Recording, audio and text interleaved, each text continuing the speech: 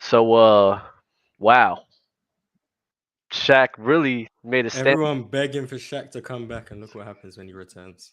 as soon as possible. That's what happens in his return. So that was that's a way to leave your mark, though. I got to give it to you, though. That's fire. Memorable appearance. A very memorable appearance. He said, "I'm out and everybody's out." That's fire. He really made one video about himself and that's it. That's Yeah, he said if amazing, I can't actually. stay, no one's staying. That's what he said. That's wild. I want to try and get the same people that was up last, like before we left up there. So you guys be ready to join back up, man. Damn, that's crazy. I don't even. That's funny, bro. But we back, baby. We back and we better than ever. We had like 400 people in there too. That's crazy.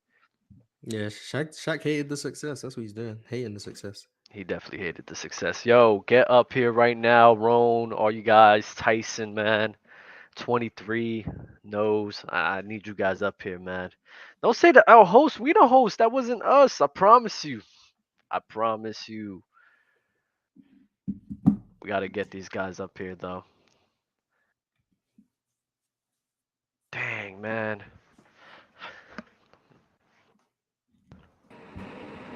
Let's go, Brody. What's up? How you doing? Good, man. Good. We're Tyson and Roan, though. I want Tyson and Roan in here. There we go. Roan in the building. Yo, What's good, fam? How's everything with you? you know, Shaq selling the bag. Nah, that was, and you know what's so funny? Y'all was really behind the scenes for that. That was actually an amazing moment. You seen how all the fingers got pointed at me, right? Yeah, Yeah, Shaq, I apologize for that. that Like- wasn't the ill like host. That Like they expect you to mess up type. that was Shaq selling the bag, y'all. Don't blame Dub. Yeah, that was OD. That Mars immediately dub. You did it before. I was like, you did the Shh, same nobody thing knows. twice. That's between I know, us. I know, I know. Shaq's not the only one to do this. Dub's done this before as well. So I Yeah. have done it one time. You did it on Gridiron once, didn't you? Nah. There was On the one main time. show. Nah, on Gridiron, my internet was acting up and it ended the show. I remember that. oh, so you've been at old host multiple times. No, that's not true. I wasn't the host for the Players' Choice one. The way Mars throw insults is amazing. It's just So polite. subtle. You it's know? the subtle jabs. It's amazing. And it's the British accent too. You know, Tyson, you don't really feel like you got insulted. Tyson, the link is in the link is on the stream, man. Pull up, Tyson. I do want to get him back on here. Oh, we were getting into that Isaiah Thomas topic. Yeah. So what? I wasn't Yes. listening. What were you Yes. guys last talking? Somebody about? brought up who is that? Dennis Johnson. Dennis Johnson. Crazy. Yeah, that threw me off. Dennis That threw me off. Johnson. I was like, whoa, Dennis what? Yeah, somebody said Dennis Johnson. What? I was like, no. Man. Yo, shout out to King GD, man. That's like comparing Drew Holiday to Steph Curry. Yeah, that's crazy. I'll give you the peace sign, bro.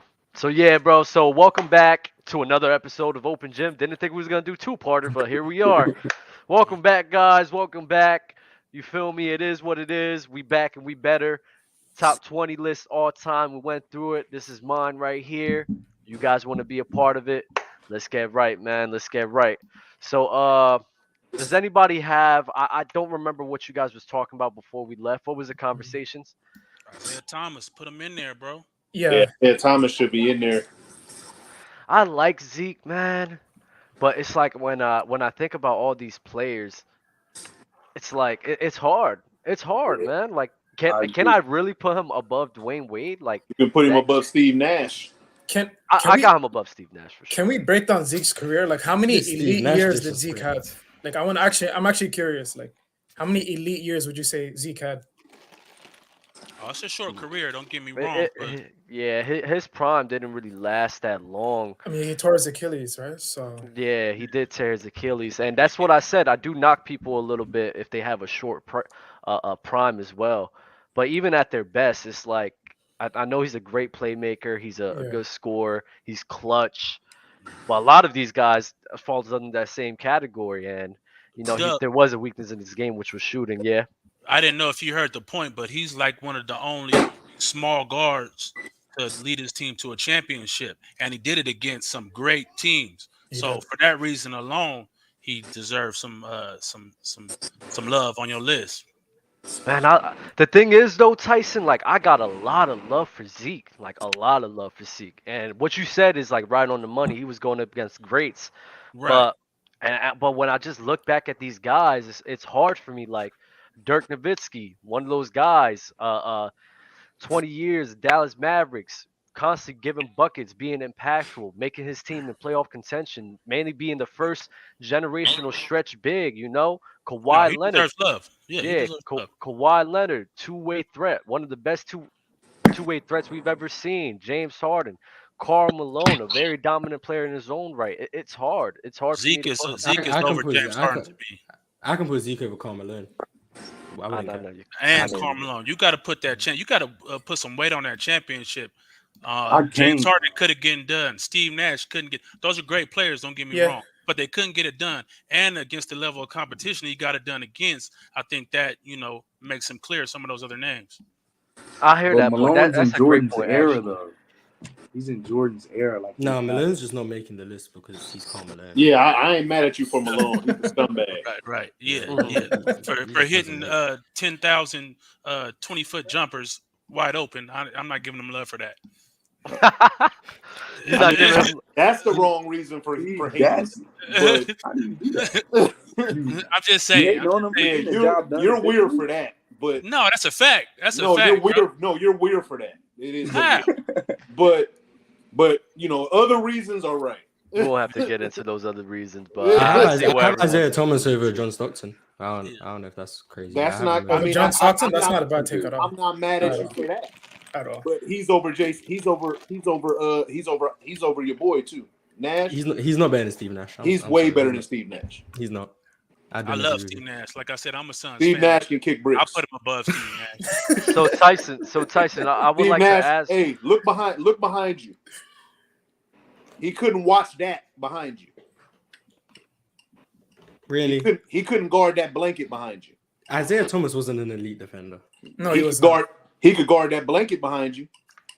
Hey I'm still Tyson, kidding. He I still would wasn't- he like to still know wasn't a great more. defender. I would like to know more about why you think that Isaiah Thomas is better than James Harden, apart from the championship caliber that he brings. Well, I'm not going to say he's a better scorer, obviously. James Harden is a 3-level threat.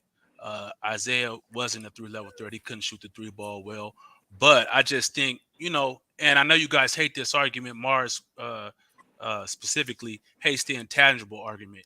But when you talk about intangibles, leading your team, being a team leader, all those things to me are very important when you're talking basketball. Because they get you to those tough games. James Harden doesn't do that. He just tries to shoot his way out of it, and he ends up shooting his teams out of games. So for me, Isaiah Thomas, when you talk about intangibles, when you talk about toughness, when you talk about mental toughness, and along with his scoring and his assisting ability and all those different things, I put that above what James Harden brings. Me personally, You say over who? Wait, over who? James Harden. Harden, Steve. Who's over James Harden? Isaiah. Zeke. Oh, okay. I'm not mad at you for that. What Yeah. about Isaiah over Chris Paul? Would you have him over Chris Paul? Nah. I think Isaiah Chris over. Paul, Wow. Oh Yeah. man. I can't. Chris Paul's had too many, like he has 15 Yes. plus years at an elite level. So it's just kind of hard for me to put Zeke over CP3. Give me Like, Zeke. Again, I I'm gonna go to the intangibles. Chris Paul breaks down in the playoffs, mentally weak. You know what I'm saying? If he doesn't get calls, if he doesn't get, you talk about the turnovers at the end of the game against when the Clippers, when he was on that OKC. Clippers team, when Against he OKC, yeah, that was against bad. OKC, That was stuff bad. like that. And As my boy Isaiah Thomas played on a broken ankle. man, as a point No, guard, he did. That was some you gangster shit. I would agree think- with that. I think you talk about these scoring droughts at the end of the games. He's the point guard. He's leading his team. He's setting up these shots. He's making the plays. And you talk about huge scoring, 2-3 minute scoring droughts when he's on the floor. In the clutch time, I just can't. I just can't. with Chris. I'm not gonna lie. I agree with your point with the James Harden argument, but I don't think it really applies to Chris Paul because that OKC breakdown was wild. I'm not gonna sit here and try to give that Man. excuse. That was a wild one, but that wasn't the model of consistency for his entire career. That wasn't happening all the time. No. A lot of the reason on why he was losing in the playoffs is mainly because him or the other guys around him was getting hurt. and That's that true. was more of the catalyst. I seen him plenty of times showing up big moments. That game winner against the Spurs. Oh man, Uh, amazing. Yeah. yeah, like I seen plenty of moments of CP3 stepping up, leading the guys around him against a supporting cast that really shouldn't have been competing. So that's why the James Harden, I definitely could agree with you on Right. that, but CP3, I'm not I don't think that applies as much. I'm not mad at the CP3 argument. He's been great over his career. He's a great point guard. Just a little overrated to me, but you can't argue the numbers. If you arguing numbers, if you arguing that stuff, he clears top 5 point guard ever. Yeah, for sure. Does anybody else have any qualms with this list? I think it's a great list. Man, Thank you, man. it's not a. CP3 over man. Somebody disrespected David Robinson earlier. Except for CP Magic. over Magic. I think that's a little. No, I mean, stretch. yeah, CP3 over Magic is ass. Yeah. Again, and it goes back to my. But point Dub before. explained it. But it is what it is. It's still ass. But Yeah. But you can see the level. You have a level of understanding, though. no, I I understand your understand. logic behind it, and I'm not gonna. Right. We're not gonna get into that because we're gonna argue. You know, me and you gonna argue all Disagree. day about it. I'm down to argue. But that's what we're supposed to do. No, I'm No, not- I'm not this is gonna- bro. Listen. Yeah, we do argue a lot. So you know, Me and you are if you guys going- haven't, if you guys haven't been since the clubhouse days, me and Roan have had a lot of back and forth. I love Roan for it. Though. Does everyone here uh, have a KD top 10 all time? Like in the top 10? That's not. I mean, that's not crazy. He's gonna end No, up. it's not if he's crazy. He's grazing. If he's not there, he's gonna end up there eventually. yeah, So he's grazing it for me. he gonna be a top. He gonna be, God willing, he gonna be probably top 10 of all time scorer. Oh Yeah. Okay, But who's he going to move over for you to get into the top 10? Huh? Who's he going to move over to get into the top 10? I'm trying to think of who. I just had it because I just was looking at it. And Bill Russell gets no love, eh? Is Melo top 10? I'm not gonna hold you, bro. Oh, Wait, you're top just talking 10 about or what? scoring. You're just talking about Scoring, yeah, scoring. Oh, Oh, yeah. yeah. He'll easily get in the top 10 10. scoring. He'll I get just Yeah, that's realized what I was that. talking about. Scoring. I thought you meant top 10 player. I thought you were saying top 10 player. Any of them old dudes. That if you got old dudes in there, they out of there. Yeah, that's why I left them off this list. Yeah. I was about to talk about Wilt Chamberlain today. Yeah, I'm Yeah. not gonna lie. Like, Fluent was even talking about it on the panel. Well, if you didn't see it, I don't see how you could, have an honest opinion about it. He doesn't realize that I'm actually being consistent with that. I don't really watch 50s and 60s basketball. Every time I try to, I just can't watch a full game. I used to talk about Wilt Chamberlain and Bill Russell mainly because of me deciphering between like the numbers and things like that. But I'm like, you know what? I really don't want to talk about those guys because it's not really a brand of basketball I want to watch. So I don't want to rank those guys in my list. I don't want to talk about those guys really because it's not really something that I think I'm that informed about because Okay. I refuse. I really refuse to watch a 50 and 60s basketball What's game. crazy is Wilt can probably play anywhere because he was just crazy athletic. But Facts. Bill but- too, though. Yeah, You know, Bill was athletic. He was. Bill was he was athletic. no, yeah, as no, hell. He was Bill, just a terrible scorer. Bill was athletic, Yeah. but I'll give Wilt a chance anywhere. Just Yeah, because yeah. just because he was a freak athlete before freak athletes was a thing. Mhm. Like, Mhm. So he can play anywhere. I mean, if all He the go- stories about Wilt are true, then he's probably. When you the say greatest athlete to live. anywhere, do you mean like time period? I mean, Era. like in any Right? era, in any I'm not. era. I'm not gonna Yeah. hold you, bro. Wilt might I not don't be a real person because at that time, spitting on white people. I mean, that's wild. This my thing, like- There's no way they was letting that slide. Look, Like, this my That's thing. that- I that seen- don't- I was that don't add watching up. him run up the court on I didn't know about a that. tape, and I was like, bro, this dude is fast. I don't know if it's because everybody else was slow, or Right. he was just faster than it. I'm just like, Yeah, this world dude class is- speed, bro. He He was just a Right. one of one, like he was just a one of one type of athlete, like in Yeah. that era. That's Yeah. just like really what it is. and he just was bigger, stronger, faster than everybody. Right. Like I think he ran like a 4.4, like a 4.5. Yeah, something Like the- crazy like that. like the false narrative people say about Michael Jordan, like he was just bigger, faster, stronger than everybody. That's what Wilt was for real. Like, Mhm, mhm. I You know got what's love. interesting? I was having a conversation with some other people last night about specifically Dwayne Wade and James Harden, and they were all in the Harden is better than Dwayne Wade camp, right? Because of the scoring titles, because he has an MVP, and I was like, what? Sorry, what's your name, bro? I can't see names in there. The one who was talking about Isaiah Thomas like a second ago. Tyson. Tyson. Tyson.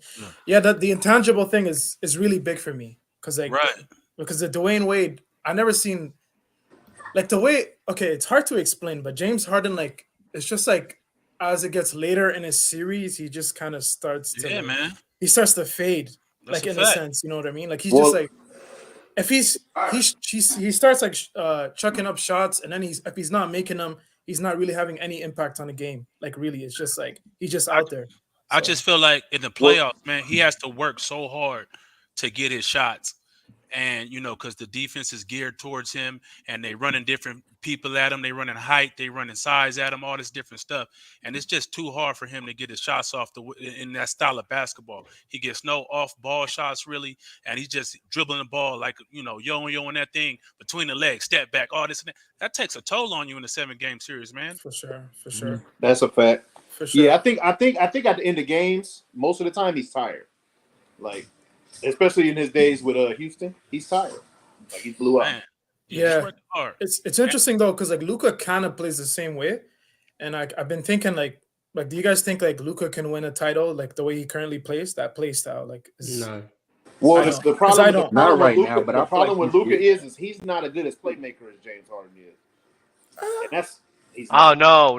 Is that true? I don't think that's true. No. I don't know about that. That is true. I think James Harden's stats are a bit inflated in that realm because of the Mike D'Antoni with that inflated, bro. Dude, you give D'Antoni text to everyone, don't you? Hell yeah. Why? No, it's not. It's like this, Mars. It's just having a level of understanding on why things are happening. If I see a guy is in a system that is overinflating some of his stats, I'm gonna take that into account. James Harden does that everywhere, though. I don't understand the overinflating argument. What does that mean? What does that mean? Can someone define everywhere, though? No, yeah. James Harden, like, let me correct that. James Harden did develop to a phenomenal passer. I'm not gonna sit here say that, but Luka Doncic, I think Luka Doncic with his composure, with his passes, it's like. I think that just puts him on slightly better than James Harden. I think James Harden's phenomenal, but I don't think it's. I don't think. Do you think Luka's a better player than James Harden? Yeah, 100%. A prime Luka versus a prime James Harden. Absolutely. That's the thing, though. We haven't even seen prime Luka. I don't think so. You know what? I should put Luka on my list. I'm not gonna lie, Mars. I didn't think about putting Luka on my list because he's so young, but I'm not gonna hold Luka you. like 22. He's very high up on my list. Well, this is how I feel. Like Luka. You know what? If you were to put, hold up. You got to make an edit. You gotta do an edit real quick. Why'd you Y'all keep talking? Y'all keep talk talking. a minute at Mars. That's crazy. No, yo, Mars. No, it's good. That's a great point. That's an amazing point. I mean, you got 22 on yours, right? Let me check before I miss. Yeah, I gotta. So in terms of Luka, right? Like, what's 20? He's at 20. He's star? at 24. He's at 24. 24. Okay, yeah. 24. So why are you putting him over James Harden now? Yeah, I can't put him over James. No, Harden. I don't have him over. I don't have him over James Harden. But No, I'm asking Dub. It's not enough for me because he's a better playmaker than James. Oh, you know what? Just because of playmaking? Oh, no. Competed hard as hell against the Clippers in the playoffs 2 years in a row and lost. Well, it's also he does play better in playoffs as well. No, he does. But hasn't James Harden done the same thing with like the greatest team of all time, like for like 3 years in a row? That's a fact, bro. No. No. We're not gonna give Luka credit for losing, but not give James Harden credit. It's not about that. It's about the manner in which you lose. Thank you. I go off of how you perform. I don't go off of you was challenging this team, so I got hold you to a higher standard. I want you to challenge that team along with performing at a high level as well. So James Harden challenged the team. James Harden throughout that 20. You talking about 2018? Yeah. 2018 run, he was inconsistent the same way he's always been. The team was just winning. I have a question, right, about Harden. Like, so 2018 they lose, CP3 gets injured, right? 2019, and then what you heard from Houston was, they had KD. It was unfair, right?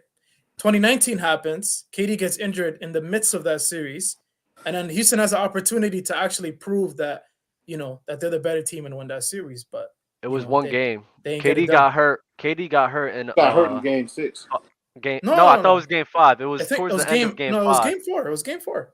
Game 4. He played 5 games, bro. He played 5 games. I know Oh, that for okay. a fact.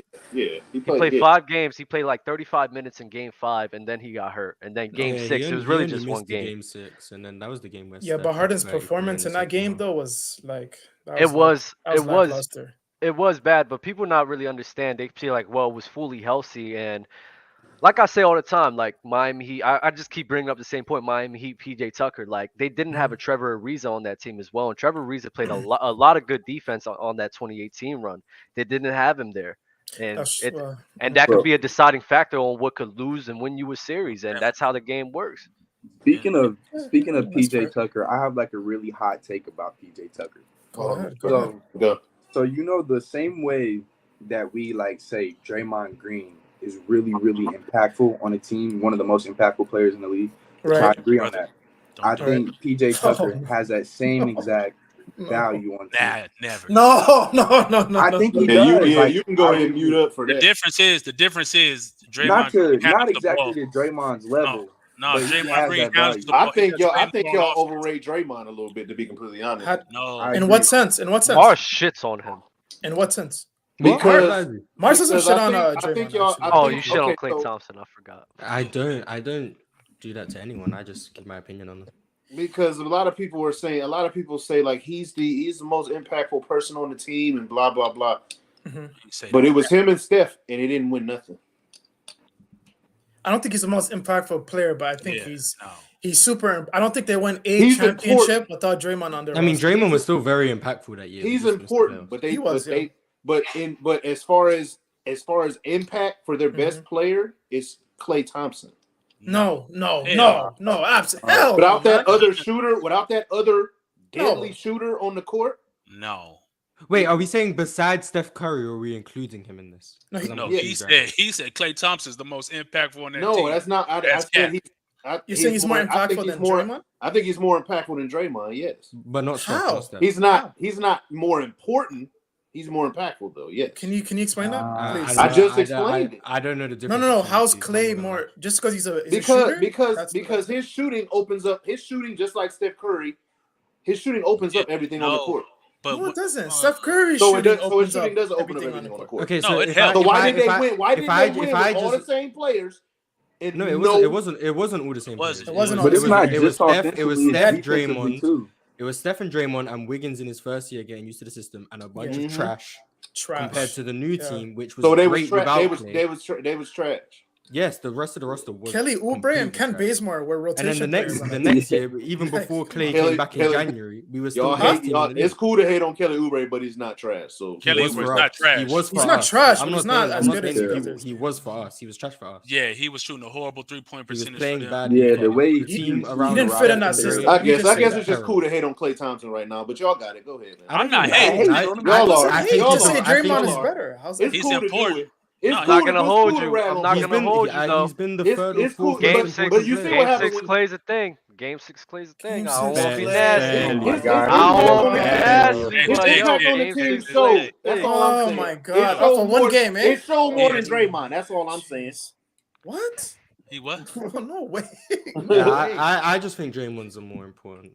He's not. I mean, when you see that team play without Draymond on defense, how it looks with Draymond on the court is like it's night and day, bro. Even when there's no spacing on that floor without Klay Thompson.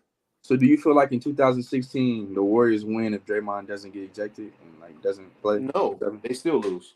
I agree. I think we probably still lose, but I think we have a better chance. But that's just what it is. That's hypothetical. Yeah, having a better chance. Yeah, absolutely. But they still drink more water with a super chat. What makes Kawhi and Harden better than Dr. J? I didn't rank him because he was at his best. I think he explained the ABA, right? Yeah, he was balling. He'd be above both of them on my list. Yeah, I think so too. Dr. J, I think I'm not gonna hold you. I like Dr. J. I do. Dr. J was a dog. Yeah, he was. It's sad that a lot of a substantial portion of his prime was spent in the ABA. I really think he could have. I wish he would have came to the league in ABA years. That would have been crazy. Yeah, didn't he win like how many MVPs he won in the ABA? What year did that merger happen? 76. Okay. Mm-hmm. Yeah, I don't think Dr. J gets a lot of love for sure. Would you about to say, Morris? I was trying to see. He has 4 MVPs in total, so I'm assuming 3 of them are in the ABA. I think, but I don't know for sure. I know he won one, or I think he won one in the NBA. That's what I think. After the player voting shit ended, I think they gave him an MVP. So I think he has 3 in the ABA, which is wild. Kinks GD with the super chat. Hey Mars, who do you think will be the best and complete player? Jalen Green or Cade Cunningham in 15 years? Jalen Green. The more complete player? Jalen Green is the better player. Jalen Green is the better player. On offense, the better complete player is going to be Cade Cunningham. Cade will all around Cade. Cade will have more all around game. Cade Cunningham going to be the more complete player. But Jalen Green is the Jalen Green going. I think Jalen. I agree with you though, Mars. I agree with you though, Mars. Yeah, Jalen's a better player. Yeah, absolutely. I agree with that. Z-Dub with another super chat. Better score and impact are 2 different things. If Clay's shooting fall off, what is he doing? When Draymond's shooting fall off, what is he still doing? That's a terrible. That's a bad comparison because you wasn't best helping. You try to compare somebody's game to something that somebody. What you gotta do is say if Clay's shooting falls off and if Draymond's defense falls off. He said Draymond's shot falling off. Like that hasn't been happening the last 4 years. What if Steph's shooting falls off and what if Giannis is shooting falls off? When you try to make a point and it don't work. Thanks for the money though.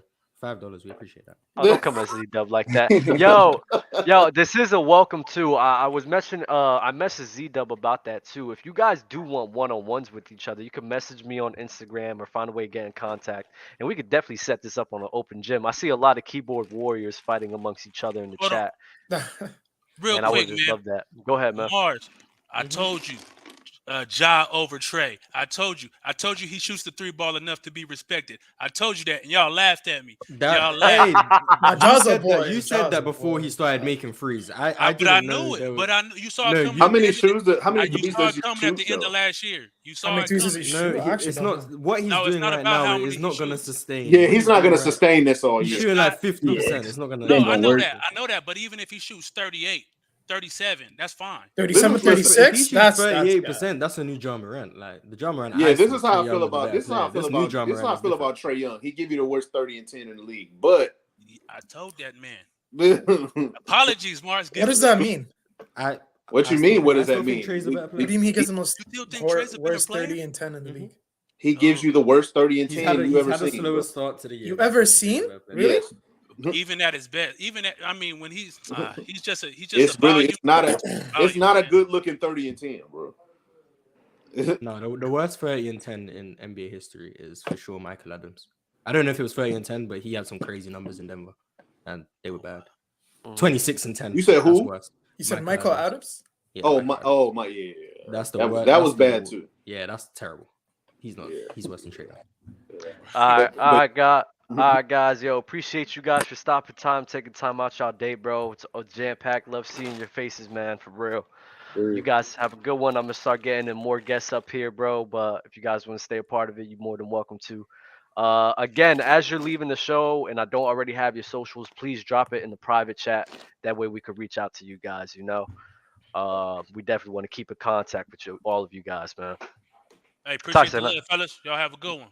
No problem, bro. You be easy, man. Yes, sir. Oh shit. Let's not end the show. Let's just make sure we're Shaq is OD for that. Shaq is so OD for that. Again, if you guys want to be a part of the show, have your cameras ready, please. We're not going to bring you up here unless your cameras are ready. We got Scabaldi, Mad Max, Desto, the Universe Galaxy. That's a nice. Nice. I don't even know what to think. The Universe Galaxy. That's fire. So we're gonna stay on topic with the top 20 lists of all time. Do you want to go over mine's right now or Mars's? Which one, greatest or best? I want to go over Dubs. I bet. Chris Paul is my favorite player of all time.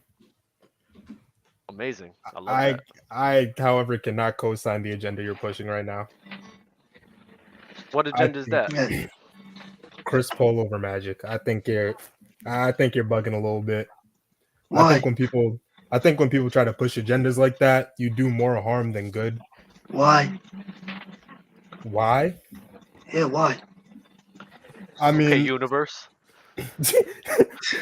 I mean, I understand your point, so I'm not too upset about it. But it's just that like success is still something you have to value, and I understand the context of Magic Squad being like a super team, the super team, because I'm on page with that. That's probably the best super team we've ever seen in terms of like in your era. But Mhm. Chris Paul, like even like without the injuries, whatever, like I'm not a hypothetical guy, so like he's never really had the success that can put him over a guy like Magic. So So who decides that? The accolades decide that. No, I want to know Magic who. is a 6'8" point guard. Chris Paul is a 6'2" point guard. All they Yeah, stats is comparable. The height makes the difference to me. That's just Well, to then me. What about well, what and about you then, know, Liverpool? What that's about how and they I'm do. not Liverpool mad at clearing that. Magic Johnson as a defender? yeah, I Does that true. validate? That's true.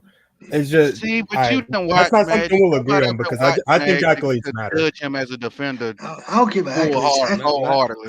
Chris You Paul was a cannot great judge a defender. defender based Magic off Johnson was numbers and average. stuff like that. Y'all use that. I never based it off numbers. What It's do you not want me to do? numbers. It's Chris Judge, Paul. No, it's I just think Chris Mars' Paul's opinion. numbers. I think Chris Paul's numbers are like there with any point guard.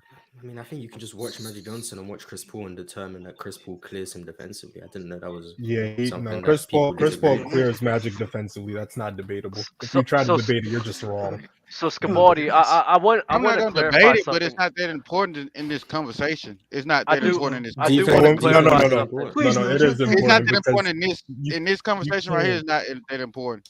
Chris I Paul do. versus Magic, How we're why? is not it? splitting defense, splitting But that that's with a part. defense. That's an Chris opinion. Paul is an elite I just think defender, it's so I something you think bring it is up. a Because part of the defense is effort. If conversation. Magic wanted to be the best defender in the world, he could have been. No, that's not No, true. that's not Based true. Y'all on ask Not what? true. That is yes. not Not true. If true. No. Magic wanted to No, be the Based best on defender of all what, time, he Why? though? could have been. no, Why? no. Why? I That's hate when Mad people Max. Why did say he? Hold that on, effort. wait, because wait, wait, wait. Hold on, you're hold on. really Mad talking Max. out Let your me ask ass you a right now. question. Let me ask you a question. You play basketball like on the court and everything, right? Like you played Yes. basketball before. So has there ever been a moment where you tried, give 110% effort to try to lock somebody down, but you were just incapable of doing that? Never been a moment. No way! Yeah, he's just Drew Holiday. If This he is just makes No Drew a shot Holiday, way! over me, guys. he makes a shot. If he make a good move, he make a good move. So basically But breaking ankles. So you So don't wait, think that you don't think there's capabilities or abilities that people have on defense, yes, and it's just lateral all quickness. effort. Like Luca would never be able to be a good defender. Luca And what would was never be Magic able to be a Johnson? good What was defender no Magic matter Johnson? what. Okay, What Wait. speed So did how? Magic Johnson have? no, yeah, Magic Johnson Magic didn't Johnson won have me against some speed. like lateral quickness that you can just infer that he would have been a great defender if he tried. Yes, That's I mean you can watch and nonsense. show that. Yes, Hey, so like he so moves. I'm Doug, not saying I, Magic Johnson's a bad defender, Oh, I that's but think what he's I'm he's better. saying. not Like a better everybody, defender y'all than Chris overrate that. Paul. Everybody keep. It's a false narrative that we're gonna let live into our kids. No, everybody keeps No, saying no, Magic was a bad defender. Magic I've was an never average called defender. Magic Yeah, a I bad think everyone defender. up here believes he was an average defender. Okay, so Yeah, stop saying clears like Chris Chris Paul Paul but was is a the Chris great greatest Paul was an defender. defender of all He was time. a elite great Chris defender. Paul defender. is you got 6'1". He can't be a good defender if you shoot over him. You can't shoot what? over You're So Magic. Drew Holiday can't be a He good can steal the defender. ball. I can tell you that much. You don't Drew watch Holiday can't be a basketball. good defender. If you're saying that you don't watch basketball, because Chris Paul is a great No, I defender. see Chris Paul. I mean, Gary Payton was it's like not 6'3". moving the needle. That's what I'm saying. It's not moving the needle. I mean, if someone's To ju- average on if defense, that's someone's I your good. think argument that for I Chris That Paul, matters. no, if that's your well argument for Chris no. Paul over Magic, then you wrong. You just But when you're you just arguing But players, pinpoint. you Wait, have to what's that's your use a the good argument? argument for Chris What's totality Paul your of over their Magic, argument? but it game. matters when we're talking about comparing players. We talk about You have to defense. use the totality of their game. So Chris Paul's Yeah. Yes, and the defensive totality of Magic impact. game is better than Chris Paul's. If we We talking agree with totality, you. that's Okay, what We I'm saying. agree Y'all with breaking How, the you. We how, game. how agree do with we you. decide that? How do we Okay, if decide that? okay. Chris Paul, Magic clears Chris Paul on offense. Okay, If we gonna just say that, I don't Yeah, think that's he clears cool. him. I mean, I No, think he it's does not as well. even That's why I clear. think Magic is a better player. But Yeah. it clears you him don't just all ignore around the defense. game, rebounding. All around hey, Who's a meaning better Not scorer? shooting. all Shooting around. Chris Paul's better, so but so Doug, Doug, I got a What's up? question. So I know, like for Mars, when he does his rankings, he doesn't factor in accolades, which I think that's like a difficult conversation. But with you, Dub, do you factor in accolades as well? Not really, and I don't. Scabaldi mentioned this before, and I wanted to clarify that. He said using hypotheticals. I don't really use hypotheticals. I don't say put Chris Paul in a higher standard to sit here and be like, all right, he would have won in 2018, so I'm gonna hold him to this standard if he didn't get hurt. That's not what I do. When I use the if arguments, I put that to create a level of understanding for people to help you guys understand that if this thing happened, your viewpoints would have changed about this guy.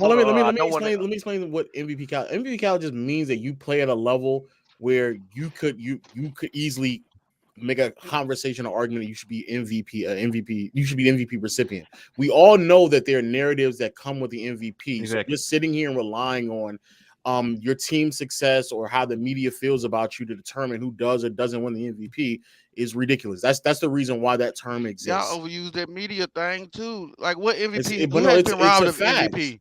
Do has you been think robbed Steve, of do you think MVPs? Steve Nash was the best player in back-to-back seasons? I don't think MVP is the best player. That's two different conversations. Do you think MVP Nash don't was mean the best do player. you think Matt Nash was the most valuable player in 06? The one that Shaq was supposed to win. That's the only one I think. So what would you call Shaq that year then? Shaq was robbed.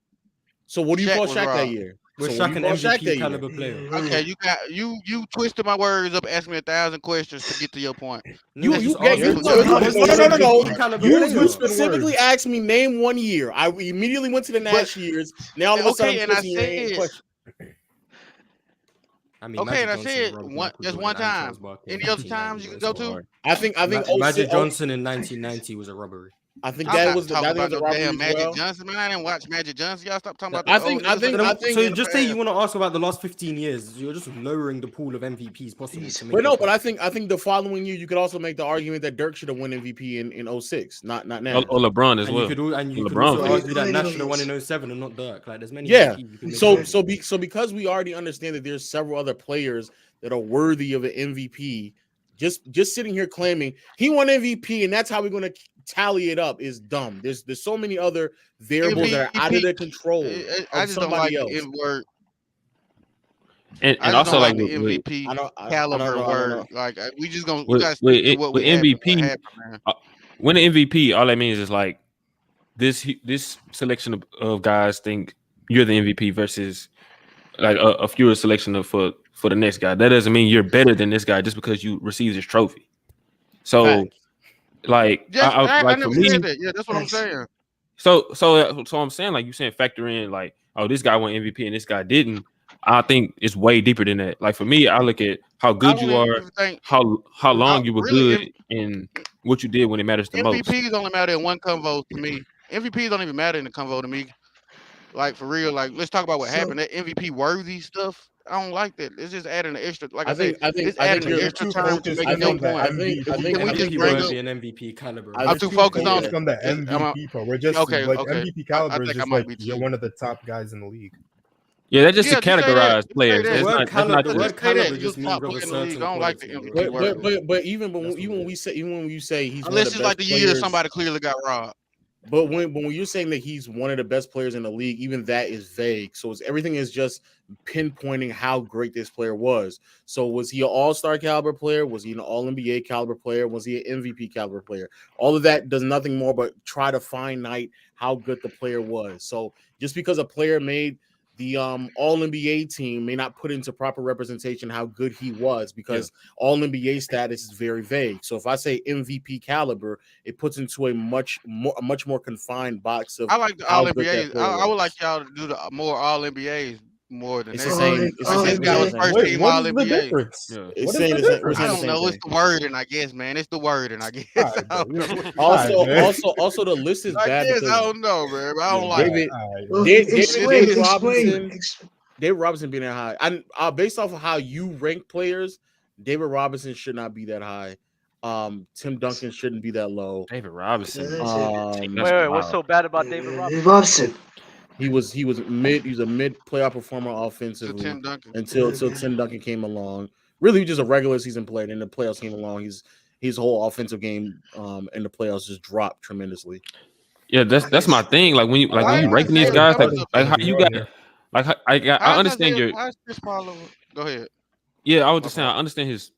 I mean, I see your reasoning for the Chris Paul over Magic, but like I'm not even gonna address that out. that, like Yeah, when I've when I'm left that one. like Yo, why y'all a hate this huge Chris Paul for reason. Magic agenda, man? I'm not hating. Like, I'm I not don't like, understand. that's a huge I reason. understand I'm not hating. hating, I can man. explain. I I'm not, understand I'm a he is. Chris Paul fan. I'm not hating. No, Anyone I wants was to gonna praise explain. Chris I was Paul, just I'm saying, not like hating. You guys get like all emotional. like a huge like reason for me, like when I rank players like all time, is what you do when it matters the most, and that's the playoffs. And with Chris Paul, not saying I think it's overblown that he's just like a terrible playoff performer, which isn't true. But comparing him to Magic is kind of wild. Somebody who I mean, I know Magic played with Kareem and guys like that as well, but there's been times where Chris Paul could have came through and he just didn't. There's been And times where Magic could have came through. yeah, that's true. But I mean, Magic, he's come through a lot more than Chris Paul. Imagine It's easier to was come through still than get through. again Bro, it is a team game. based off of Dub. You know, Magic being able to still perform at a high level and lead that team deep into the postseason, even with Kareem aging and getting older, And win. and still win. Like it's like further proof. Really? that as well. Really? No, Because it's I thought it was a team game. about I that. thought- It's not about that, Lo. It's just the fact that even though Kareem was still getting older and everything, he still had a multitude of the supporting cast. It's not. I'm not saying that Magic Johnson didn't step up. Kobe He of had course Shaq, did. and you got him at number 3. Yeah, that don't mean anything. I think Right, that's because in 1988, who was on that team that was like really moving the needle for you? Nah, they still had a James Worthy. They still had Michael, did they have Michael let me Cooper? double check. I don't overrate want him to to say make your anything wrong argument. right now. Did they have Michael Cooper? Because James Worthy was definitely mid, boy. James That- Worthy was yeah, good. James Worthy's finals MVP is criminal as well. Yeah, James Worthy was mid. James Worthy definition of mid. Yeah, He- he- said I always you say said I think 1988, James right? Worthy is overrated. Y'all You overrate said some of these 1988, players right? to make your Yo, argument. yeah, 1988. Yeah, let me Yeah, double like check. like I as don't I wanna as I get anything older, I wrong. They start to had put like guys like less. Michael Cooper on that team, Byron Scott. Like, it was- Michael But Cooper was good. Michael Role players, Cooper bro. Them mid was role players. no Michael Right. Cooper's at that stage of Michael his Cooper career was he might have been. legit. I love Michael Cooper. He one of my Found favorites it. all Michael time. Cooper was still playing very good defense. I mean, the But he was offense still was he was like 2 or 3 years removed from retiring. But he still was a good defender. Michael Thompson was 33 years old. The point I'm making though That's is that basically even Shane when they Battier on were the Heat. getting Nobody even talking when they about were him, getting but y'all always older, bringing up. even when they were getting older, they were still producing at levels in which that were like, you know what I'm saying? Like he could like it didn't like it wasn't rely upon Kareem and Michael Cooper playing at prime levels for them to go deep into the postseason. And 88 is actually one of their better seasons throughout the Showtime dynasty, and they still won a championship that year. I found the list still. And they still won. because of Magic. They still won a championship, yeah, because of Magic. I'm not going to take that away from him. He Alright, was the best so- player with those guys, but you can't sit here and say that the supporting cast still wasn't performing at a great level. I mean, even I'm looking at some of the numbers in the playoffs. I mean, they were still putting up great numbers in the playoffs. Michael Cooper was still a capable defender. Like the supporting cast was still there. Kareem What was the great numbers that they were putting up in the playoffs? Well, James Worthy led with 24. Byron Scott had 19. In the playoffs? In Is that the 88 in the finals? playoffs. Is that the Oh, finals? you talking about? I said You said the playoffs. playoffs. I You said said playoffs. Wait, you Let's said see, 1988? Oh, I'm Like looking at they had the like 3 20-point scores. in the playoffs, 19, I think, 19, but- 21, No, they 10, had 14. 3, one of which if we're rounding 9. up. Oh, I was looking at 89. My bad. I was looking at 89. 88. Found They had it. 3 guys. 89 damn was near the year 20. Magic got hurt in the finals, right? So that Yes, 89 19, when they got hurt. 19, 21, 10, 14, 9. If you put Chris 6. Paul on them teams, do they win the finals? I mean, Chris Paul has rings for sure. That is- I hate that logic. I hate bro. I'm not about to hypotheticals put too. Chris Paul. I'm not about to put Chris Yeah, Paul I'm not 40, a- 50 years. I hate that logic. I'm not a. I hate I'm not a fan of the hypotheticals too, but hypotheticals, I'm just saying. Are you saying for the whole like Showtime Lakers tenure, if Chris Paul is I- there instead of Yes, Magic? they do. does I he think get the rings? main thing. How many I rings do he think have? Chris Paul. I They think Chris definitely Paul. do. How many rings? I think though? Chris Paul will definitely How probably many? win One. just as many rings as Five, Kareem. five, probably not. Probably But what do we- Not as much as Magic. Four. I hate that Five, logic four, five. because what Chris Paul are we talking about? Are we talking about a Chris Paul that has But choked that's in the the. only thing. Talk No, about no, now? no, no, no, You no, talking no, about no. saying. Let's Let's talk about clarify Chris this. Paul. Let's clarify this Chris Paul doesn't choking choke thing in because the choking thing is just an overrated aspect of CP. No. Yeah, that. He Yeah. doesn't I'm saying he's just choke. a Most of the time he's choker. I'm getting not just hurt. saying he's a choker. The but only you just reason wanna- the only reason he wouldn't win chips is probably because he's just He been wasn't getting hurt in the fucking last year. playoffs, and that's it. Well, last year Magic's- CP3 Magic's All because this of is the team. same CP3. Oh, bro, I'm if we're also gonna with be the honest. dub on that. People have been putting too many expectations on Chris Paul. Like he's old now. Like he still performed like shit though. He I'm not gonna performed like say- hell. Man, I'm if not he- gonna lie. but if he plays his caliber regular year. What are season- y'all talking about? no, he was Yeah, not. last year? Yes, he was Yeah. having an MVP caliber see, year. Chris Paul Win. was- Chris Paul- He trying to troll, Chris right? Paul last year was having an MVP caliber Last year. year? No, he Last didn't. year? That was Yes, a- he that was. was He a got false- MVP We're gonna vote. need you. Yeah, Hold we're on, gonna Mad need Max. you So- to stop using the words MVP. So- Mad Max, So- Mad Max. He Don't got you MVP believe? vote. This I'm is using the y'all guy- Do logic. you You're believe? learning Mad about- Max, Derrick Mad Max, Rose quick got an question, MVP quick question, vote please, a couple please. years ago. Please, right? please. Oh, Do you that's believe in some false narratives? Do you believe in false narratives? Like that could be a thing in the NBA world, a false narrative.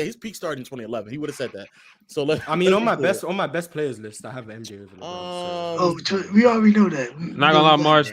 This I think like the top 11 is interchangeable, except for KG. KG. I don't see the KG. can't put KG top 10. What's wrong with KG? KG, Let me because come on, it's kind Kevin. of blurry. Knowing Mars, I understand why the D-Rob, knowing how much he fell in the playoffs is just okay, I'll explain D-Rob a little bit. The reason I give D-Rob, I'm not gonna say a pass. I understand why D-Rob's playoff production in the scoring or offensive department fell off. He was being misutilized. He wasn't a number one offensive scorer. Like, that wasn't his game. You could look at how he played. You're giving a man like that many isolation possessions. in the regular season is fine, but once you make defenses load up on him with his weaker playmaking and passing, it's clearly not going to work. Which is why I think when he had a Tim Duncan, who was much more capable as that offensive number one, that's why I think he had more success. Because he's more like an AD mode for me, similar to KG, but KG was just the best of all of them. But AD didn't drop as much as he did. Yeah, he didn't because AD, whatever reason. The reason why I'm saying, for whatever reason, stop. For whatever bro. reason, AD never had any extended playoff runs for me to judge. You have fair. That's fair. Hey, I need to ask you about this David Robinson thing because I mean he fell a lot in the playoffs. I don't know. He's one of the worst 1990. You talking about falling in the playoffs? 24 points per game. Then in the playoffs, this he is why had you 24 can't just points go per look game at again. the stat sheet, And then man. no, because I know that's what you guys do. You guys. Wait, I know that's what you guys do. You guys are hold on, Mad Max, because these are guys that does value stats and what they do. And I'm looking and comparing some of the stats that they're doing. I don't see a dramatic playoff drop. In 93, there was a crazy playoff drop when he faced the Jazz. Oh, no, 94. That was a wild playoff drop. But for the majority of his career, he's been relatively near what he was doing in the regular season. Great. In 1990, his numbers looked that great because of the first round series that he played. Go look at the second round series with his especially his scoring drops a bit. In 1991, that is just a one series sample size against the Golden State Warriors team that doesn't really have any big men at all. So of course he can look that great. Then if you then just look from 93 to 96, the scoring drops, the efficiency drops. I think even the offensive rebounding drops as well. Like they just drop. Yeah. You said 93. 93, he efficiency dropped to 46. 46. The next year is 41. The next year is 45. And then in 96 is 51. Again, though, a huge part of that is because in the first round, he matched up against, I think, a Phoenix Suns team that didn't really have any big men. But then against the Utah Jazz, when they were running, I think they had Felter Spencer or something, whatever his name is, like an actual big body. His shit dropped to 47% from the field. Like he would go into series where there was actual legit big men, and his numbers would just not look the same. Yeah, the issue for me with David Robinson was he was very reliant on that outside shot. So when you're playing against these elite big man defenders, and he can't because he was a very athletic guy, but there wasn't much of an array of post moves. He wasn't a power player either, so he wasn't getting many easy looks at the rim. So when you make him more of an outside shooter, that's why the efficiency drops a lot. Karl Malone had very similar problems. Because once you can't get those easy looks and you're just relying on those mid-range jump shots as your basically only form of offense, and you have very weak playmaking, which David Robinson did, that's why for me as an offensive number one, he was just misutilized. Which is why. So why is D-Rob so high? Because I understand. Because I'm aware of what his game was and how I like. Obviously, I've gone back and seen what happened and how he. Who's 21? Moses Malone. 20. No, 20 is Moses. 21. Oh damn! It cleared. Who did I have 21?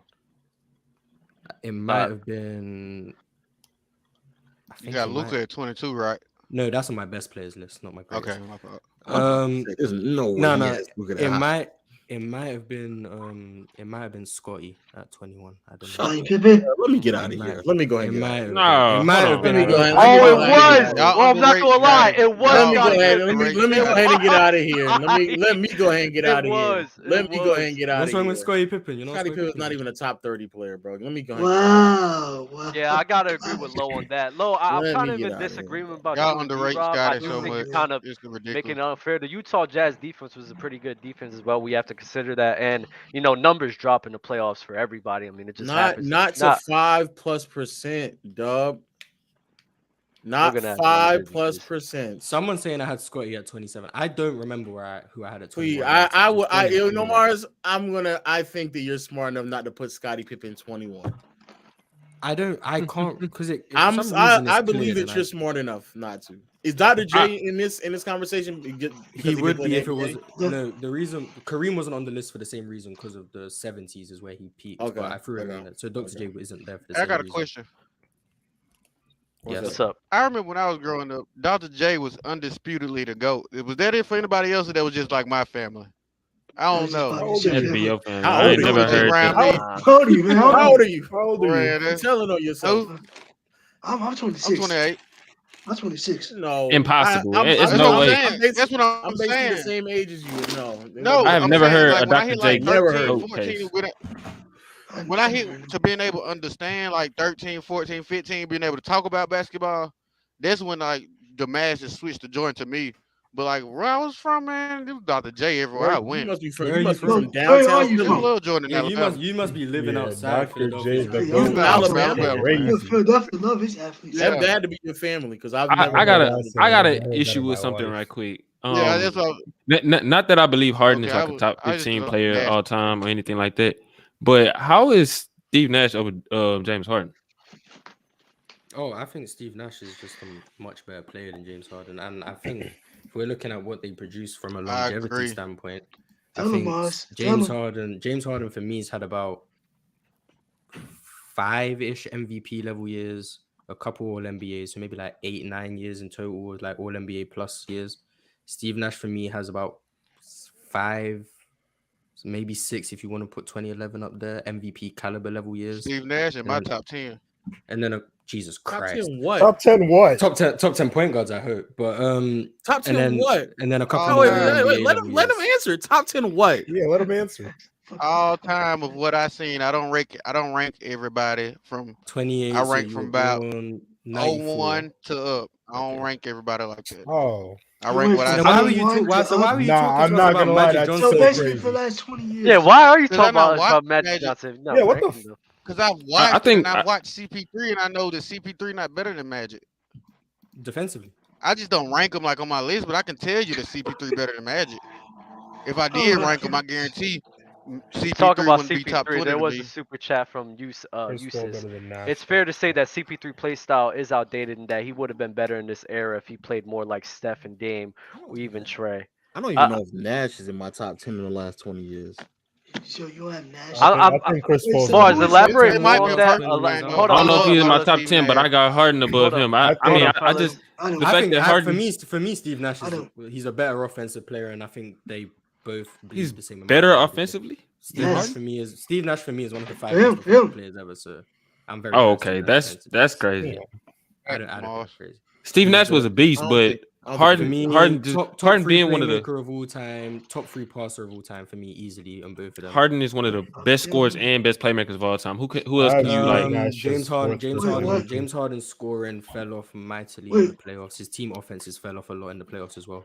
Steve Nash led all-time great offenses regular season and It's the playoffs. easy to lead all-time great offense when your front office has an inside knowledge of what the NBA is going to look like when they change the rules before everybody else Well, does. then he benefited from that. That's not my fault. Yeah, that's He led the offensive, but I'm talking about just from like Hold on, low. a production standpoint. Like Yeah, Harden you being, you know that, do you? Yeah. No, Steve you Nash. should make a video on that or something. I need to hear that. I need Yeah, a deep Steve breakdown on Nash. that. Steve Nash is on a team where they knew that they were going to change the rules before the rest of the league knew. So that's the reason why they pivoted to that type of offense. They knew it before it was going to happen. I can't give Steve Nash all that credit. That's your illegal. I mean, yeah, that is why the Suns acquired him. That's your illegal defense. Wait, No, that's the hand checking. The hand check. Mars. Yeah, Mars. the hand checking. Yes. Where do you rank That's a Steve good Nash nugget as a to know point right guard there. all time? Oh no. All time. So do you want me to include the old guys or just since the 3-point line? Everyone, old guys included. Oh, hey, this is tough. Fourth? Steph. That's tough. Wait, Steph, Magic, Oscar Robertson, Steve Nash. You got Oscar Robertson top 3? you got. Wait, is this best or greatest? Because you got Chris Paul Greatest. ahead of him right here. That was best. Greatest. Look like he's fourth. Magic, Steph, Oscar, Chris Paul, Steve Nash. Greatest. Why is so like the I don't know, same list? maybe it's just me, but I don't even have Steve Nash over J Kidd. That's It's just not just you. I have What? J. Kidd over Steve Nash too. I don't got Nash over J Kidd. I know Nash was a much better scorer. Nash was a much better scorer, much better playmaker, and he's a better passer. I don't know I don't think he's a better passer. I don't think he's a better passer. And defensively, he Jason Kidd clears. Yeah. Because I think Jason Kidd's the best point guard defender of the modern era, in my opinion. But they're on the same They're on the same tier as pass. Yeah, I think Chris Paul, Jason Kidd, and Steve Nash, I have them all in the same tier. So like when I rank them, it's more so off of my preference. Jason Yeah. Kidd's a tier below. Well, so you think Steve Nash is better than Jason Kidd? I think he is, but I don't think he clears him in playmaking. That's the only thing. I don't think he clears him on. Yeah, I think he clears him have as a issues scorer, with- especially I because have of his issues with Jason Kidd's efficiency. playmaking in the half court simply due to his His lack of scoring ability. scoring, yeah. Ultimately. Like him being one Understandable. of the 5-6 best passers ever, like obviously helps him. He's still a very valuable offensive player in the half court, but most of his playmaking value for me just came in transition so much that when the game slowed down, those New Jersey Nets offenses in the half court weren't that great. Which is I think if you put him on a team with more offensive weapons around him, it would look way better. Especially as Steve Nash was with the privilege to play with some of the greatest offensive teammates of all time, or at least in the modern era. And you, Right? and, Am I right, Mars? Am I right, Mars? Oh, okay. I wouldn't say. I mean, Dirk. I wouldn't say some of the greatest offensive Dirk. ever. Dirk Was great. He had a rim running big that could punch it in almost every time in Stoudemire. He had 3-point shooting at wing positions at a high volume in which not that many other players at that time had. And Michael Finley, Rajah Bell, Joe Johnson. Joe Johnson. Quinn reached like 8 Sean Marion. Very good. In that for the roles in which they played in, they had a very modern offense for the mid 2000s. No, for the roles in which they played in a time period in which they played. They were like the next gen. Yes, they were. All right. Yeah, they were just very advanced. They were ahead of their time. So okay, you got. I'm not gonna hold that. I'm not gonna hold that against Steve Nash. I'm not holding that against Steve Nash, but like putting him over Harden is kind of. I don't know. I don't see that at all. I just like the playoff transition. I think they're on the same. I think Harden isn't just this terrible guy in the playoffs. I don't think he's terrible in the playoffs. Hey, not terrible, but he's inconsistent. That's his problem. Hey, Dub, ask Mars what happened to Steve Nash and why he couldn't make the playoffs when they removed floor spacing from him in like 07, I believe, or 08 when they added Shaq to the team. Ask him that. Mars, why didn't they make the playoffs? Why didn't they make the playoffs, Mars? In 08? In 09.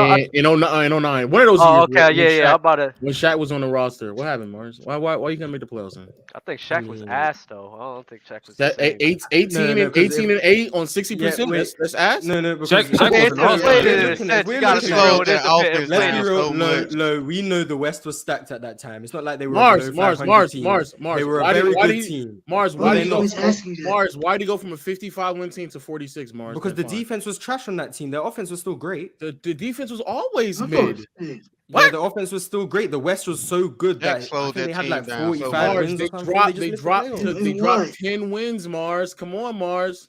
They can drop wins. They were still a very good offensive team, which is what Steve Nash brings. Mars, why couldn't he make the playoffs, bro? Because to make the playoffs at that time, you needed like 50 wins. Mars, why did they drop 10 games, Mars? Because they lost 10 more games. Because the West advanced and they weren't that great that year. They won 45 games. So then in the following year, when what's his name wasn't on the team anymore, they made the playoffs and won 10 more games after that. They went back to 55 plus one team, right?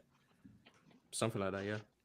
But the West was different at that time. What happened? They had the best offense in the NBA again.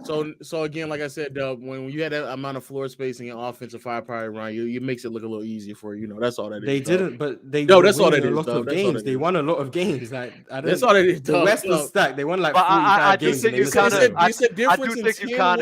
I do think you kind of being unfair because I mean it was still a positive record, 46 wins. It was a very good. The West was stacked. Like they just it's kind of unfair to we're talking about a 10-win swing. A 10-win swing. No, I agree with you, Ward. Yeah, I agree with you, Lo. Steve Nash is a bit overrated. I do think Mars holds it to a higher standard. I wouldn't say Steve Nash is overrated. This is the first time I've ever seen him. And it was 8 wins. It was 8 wins. It wasn't 10 wins. But I mean, 46 and 36 now, dog. 46. I feel you though. Like 46 and 36 without that spacing. That's not bad in that type of conference, Lo. I don't think you're giving him enough credit for that one. Oh, I mean, and I know Stoudemire.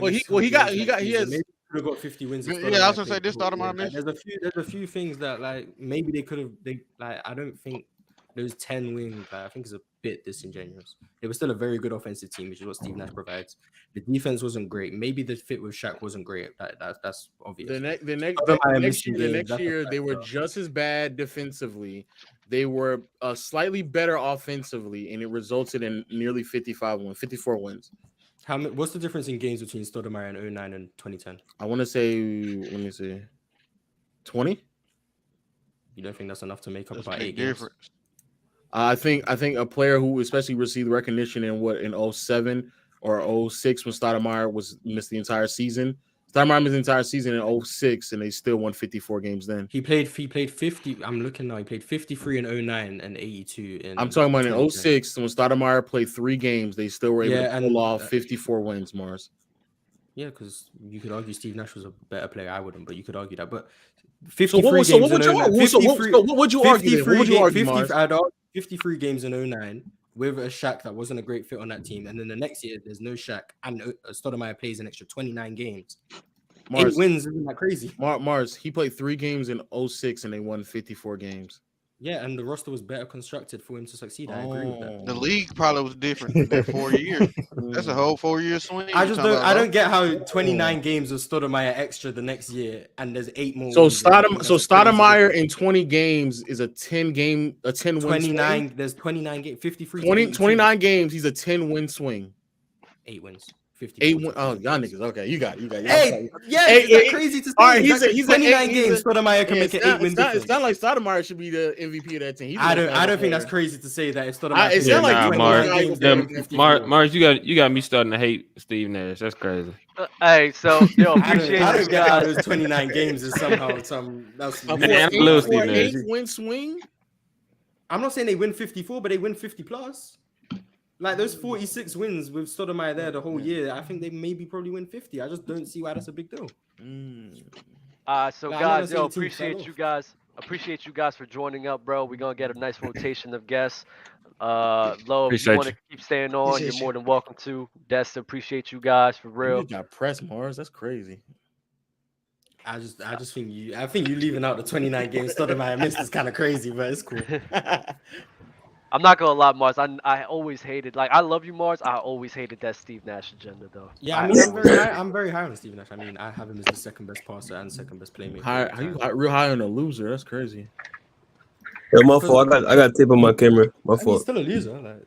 What's up, fellas? How y'all doing today? All that talent on his roster couldn't win the thing. Yo, what's good with this list? We have the Wilt Chamberlain stand here. Right.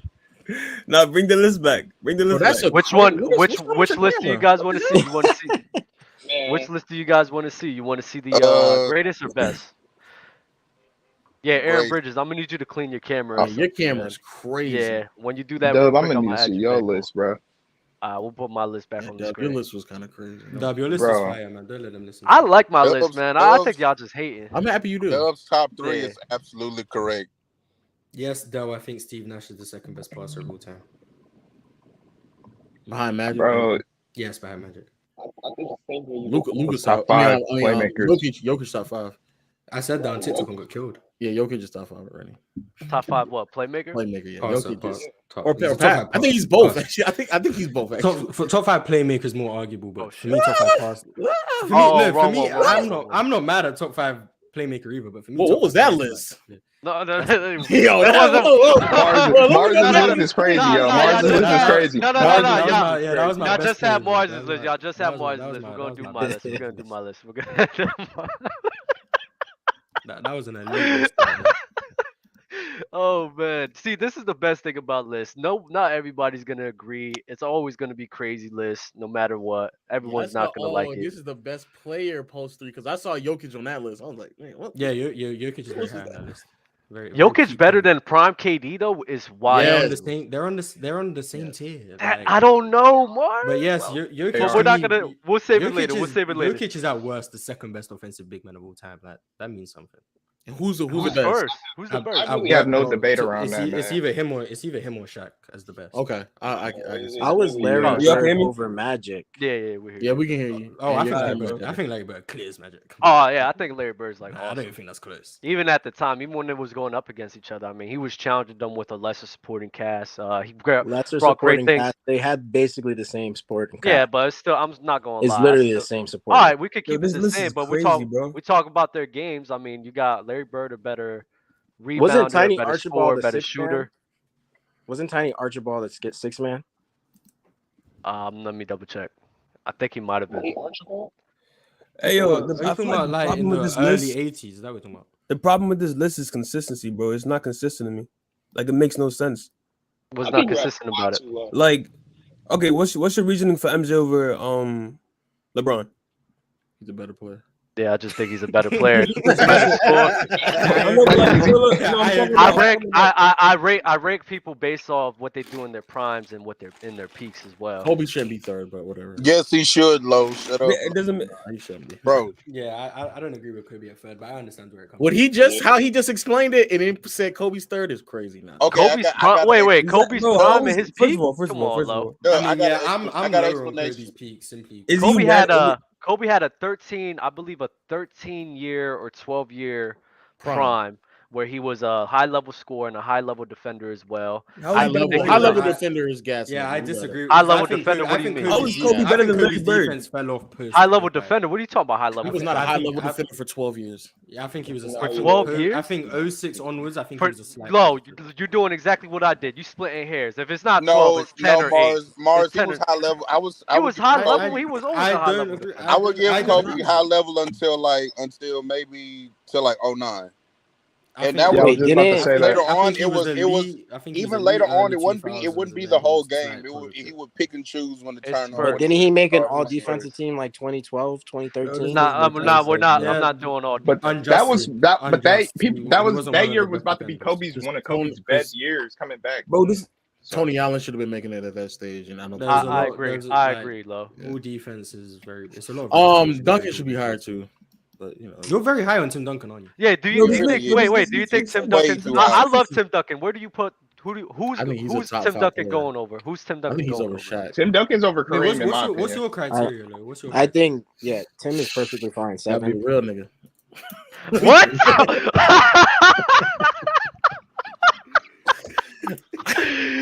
Yo. I'm not as high as on longevity as a lot of people are. I think as long as like you did what you're supposed to do, like I'm like MJ playing like vastly fewer seasons than LeBron, but doing what he did within that stretch to me is more impressive. Obviously, but peak and prime, what you were able to accomplish with the amount of help around you, and like in contrast to everyone else, and how a lot of your production is sustainable in the playoffs. So you're very high on Tim Duncan's 2003 run. No, I'm high on his first like 8 years. He's 8 years. I see. If we're talking about like overall peak in production, then Wilt Chamberlain has to be on this list. Yeah, he's a loser. Hold on. Come on. Me and Dub explicitly said we were leaving these guys off. It doesn't matter. It doesn't matter. Just as much sense to ignore the last 20 years as it does to ignore the 60s and 70s. It makes no sense. It's not about that. So this goes to the point. You're cutting basketball. Hold on, Aaron. Hold on. Let me answer that question. Let me answer that question. So, to go to the point in which we talked about on the panel on Tuesday, Fluent said, well, if you really didn't watch it like that, then I don't see how you can have an opinion on it. And I agree with that 100%. And I agree with that 100%. You can have an opinion on it. Me personally, I told Lo this. I asked, I don't know how you can watch a full game of 50s and 60s basketball. I cannot do it. Yeah, 50s, I'm not going to do it. 50s is crazy. Man, I cannot watch those games, bro. I'm not going to rank those guys at all because I think it would be irresponsible for me to rank them if I'm not taking the time out of my I understand it. I got you. Look, I got you right now. Look, the late 50s, right? The league was about 48% black. By the middle of Wilt Chamberlain's career, the league was about 65% black. You know what I'm saying? By the end, it was around 70% black. The same percentage it is today. You know what I'm saying? So when people say like play against a bunch of white guys, literally every Hall of Fame center, you know what I'm saying, they played against, except the one, Dave Cowens, was a black man. Was an African American man, and he played the most games against another Hall of Fame center. So the argument is that Wilt Chamberlain played black people. No, the argument, no. That's not the argument. That's what I hear a lot of talk about. I hear a lot of people saying that Wilt played against nothing but white scrubs. When he played against the most Hall of Fame centers. No, that's just the 50s. Every Hall of Fame center. That is the 50s. Of every center. Right. You know what I'm saying? I mean, like I said, everything before the shot clock just doesn't count to me. The shot clock existed. All right. The shot clock. 9:55 is when it came. Everything before then doesn't. Oh no, I don't count the 50s at all because there's not enough. Yeah, I mean, I don't really count it, but I'm willing to look at like 9:50. But Wilt Chamberlain is a loser, so I wouldn't have him that high regret. So How is Wilt Chamberlain a loser? Peak years. A lot. Bro, everybody he lost a lot. What? Bro, you think MJ would have won rings? So I wouldn't call him a loser, but you think MJ would have won in the 60s? Aaron, when was Wilt Chamberlain's Why peak? wouldn't he? When was Wilt Chamberlain's peak? Why wouldn't he? Bill Russell and the Celtics. What the hell? That's who he was losing to all the time. Yes. Yes, bro. I just want to know when Wilt Chamberlain's peak was. I just want to know what you think. Wilt Chamberlain's peak probably from his rookie season to probably around 1968. Why not 1969? I'm pretty sure he was battling injuries because he don't want to bring up the fact that in '69 that was his first year in LA when Bill Russ was in his last year in the league. While he had an injury. While he was also got coaching. hurt. I'm pretty sure he got hurt in Game 7 of the finals. He got hurt in the last game of the finals. Yeah, shouldn't even gone to a Game 7. Bill Russell was not only on the last year of his career, but also was coaching the team, and he still lost when he went on the roster. Look, and Elgin Baylor. He's a loser, dog. He's a loser. But Russell's an all-time great. You know what I'm saying? Bill Russell was on his last year of his career and he's coaching. And Bill Russell's a GOAT. So what is your point? Bill Russell's a GOAT. So are we holding the same standard of LeBron right now to in his prime? Of course not. Like, what are we saying right now? And again, Wilt Chamberlain on the team with Elgin Baylor and Jerry West. First of all, we're not gonna act like Elgin Baylor was on one leg. Second of all, we're not gonna act like Jerry West was in 33. You know what I'm saying? We're not 30. Jerry West was still 30. Very much. Jerry West was 30. Let's try that again. He was 30. Let's try it again. Hey, Bill Russell, right? Where do you want Will on the list? Where do you want Will on the list? He wants him number one. He wants him number one. He thinks Wilt Chamberlain's the GOAT. Oh, Aaron Bridges, you're the Wilt Chamberlain guy. Yes, he says it in the comments every video. I see him comment. You really wilding. Hey, listen. Hold on. Why is Will over Bill Russell? Because he played the same centers for the most part. No, he didn't. For the most part, he did, but no, he didn't. You give me reasons. We go back and forth. Give me one reason. You know what I'm saying? Qualified because he's a loser. We keep telling you that. Now look. I hate that word. You name another player, right? I can't call him a loser because he won rings, but for he did win a ring. You name another player. Wilt Chamberlain had no consistency throughout his entire career. He had 7 coaches over his 13-year career. Who fault was that? He was getting coaches. He was the one getting them fired. He was the one who was getting them fired. Yes, he was. No, he wasn't. He had one rookie coach. He had a coach who was literally on crack. You know what I'm saying? He had another though. He had 2 Hall of Fame coaches. And you know what he did with those 2 Hall of Fame coaches? First, he broke this. He set the record for most wins in the season with 68 wins. Second, he set the record for most wins in a row with 33 wins in a row. And then he broke his previous record of most wins in the season. You know what I'm saying? And he won 2 chips when he had Hall of Fame coaching staff. Yeah, he had 2 rookie coaches, a crackhead coach, and when he won 69 games again, he was on a team with Jerry West, Gail Goodrich. Like what's his name? You're missing out the other all-time great players he had. With Dennis Rodman and Scottie Pippen. You know what I'm saying? Yeah, I'm just saying. Yeah, but we don't bring up win records. I'm about to say when I'm just saying no. You call him a loser. No, I'm saying when you call him a loser. I'm just correcting. I'm not a loser. Michael Jordan would never win a ring if he had 7 different coaches throughout his career. That would make no sense. But Michael Jordan wasn't pushing out the other coaches though. Bro, what? He didn't even want Doug Collins to lose his job. What are you talking about? Right. Wilt Chamberlain wasn't pushing out players either. He was not. Wilt Chamberlain never pushed out a coach. Wilt Chamberlain never pushed out a coach. Who?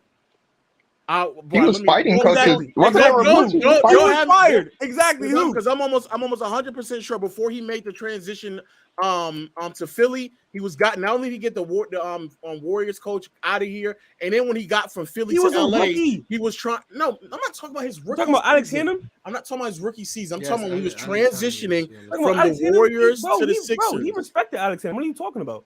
I'm talking about when he transitioned from the Warriors to the Sixers. I'm almost 100% sure he got a coach out of here. You gotta prove it, bro. We don't even have proof of the nigga 100-point game. What are you talking about? What? I assume. I mean, there's like 15. There was 15,000 witnesses. And then I think. Although I do find it hard to believe he made 20. We saw a picture. And then what happened? 100, and that was it. Like what happened to Dolph Shades when he first got to Philly? Chill. I'm asking you. What happened to Dolph Shades when he first got to Philly? Chill. Okay. Yeah, chill. Okay. But look. Okay. If we talking about hold on. Let me give you my reason for Wilt Chamberlain's GOAT case. Okay, Moss? I'm gonna give him more reason, all right? I'm gonna give him more reason. Oh no. So, this nigga trolling. This is my reason, right? First of all, he played about 60% of his games was played against another Hall of Fame center. Nate, compared to Kareem, was only about 20% of his games. That's crazy. That's ridiculous. I would That's like you to stupid. talk with that accent for the whole time. Oh wow. Oh, these dudes Wait, don't like this team. can you Can just tell me the Hall of Fame census, please? What happened? Can you just tell me the Hall of Fame census? Tell you? Mm-hmm. Yeah. Bill Russell, Artis Gilmore, Walt Bellamy, Willis Reed, Wayne Embry. I have a list actually. Nate Thurman, Zemo Beatty.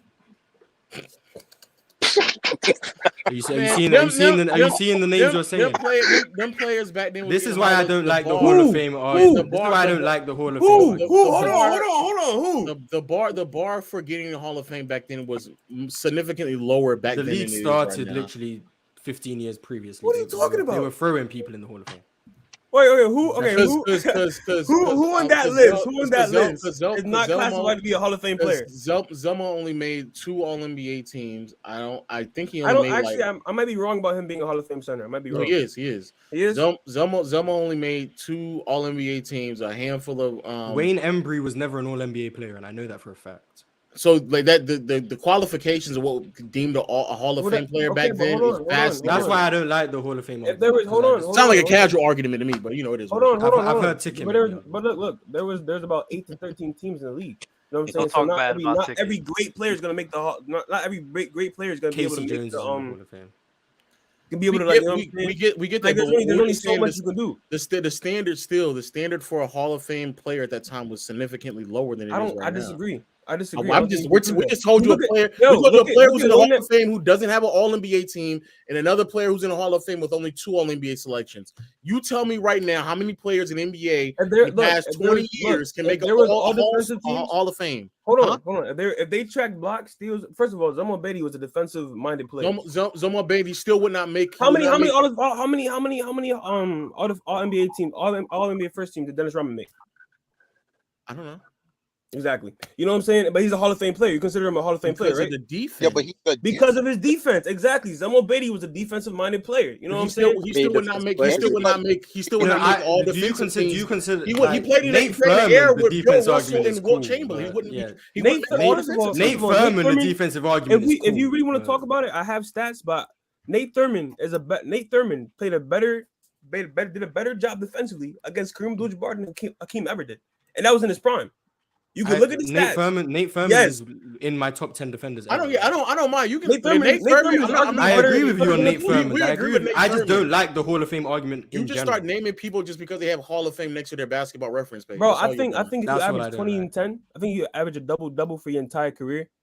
You were at least a good player. Nobody not say good. You said Hall of Fame. Nobody saying that they weren't good. Nobody not saying that. So what's your saying point? that? So what's your point? What's your point? Yeah, like you play in a lot of games against Hall of Fame players. Like, but you haven't like substantiated or you haven't like proven the fact that to get in the Hall of Fame, like you know what I'm saying, like it was like less qualified back then. We did. You know what I'm saying? Because there's multiple examples of people. I'm pretty sure there's multiple examples of people in the Hall of Fame that don't have all the, like that you think shouldn't be. Name them. Name me the several amount of players who don't have a laundry list of defensive accolades who made the Hall of Fame. Bro, but you can't do that. The accolades wasn't even tracked back then. Chris Bosh has like 10 or 12 All-Star selections. Say it again. Zemo Beatty, I don't even know he has 5. But look it up. I think 10 All-Stars automatically qualifies you for the Hall of Fame. I don't think it is, but again, that's a better resume than Zemo Beatty does, though. Okay. First of all, All-Star, I don't really we can start talking about really a popularity contest. You know, at the end of the day.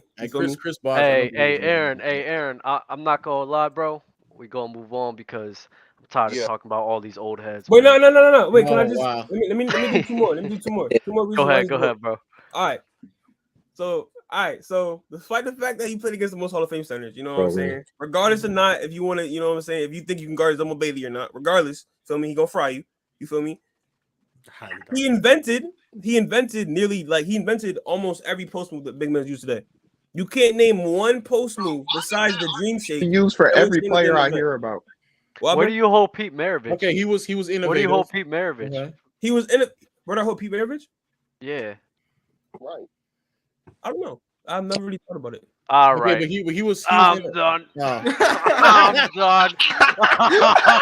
If you're not There's no way consistent, he bro, wasn't trolling. Bro, for real. He's not trolling. He's gonna comment after this video and say Wilt is the GOAT again. Like, Hey, Aaron, I love the agree though. energy. If you're gonna hold that much value to innovation, then you would have to also have Pete Maravich pretty high. So I mean, You would have to, especially for innovation.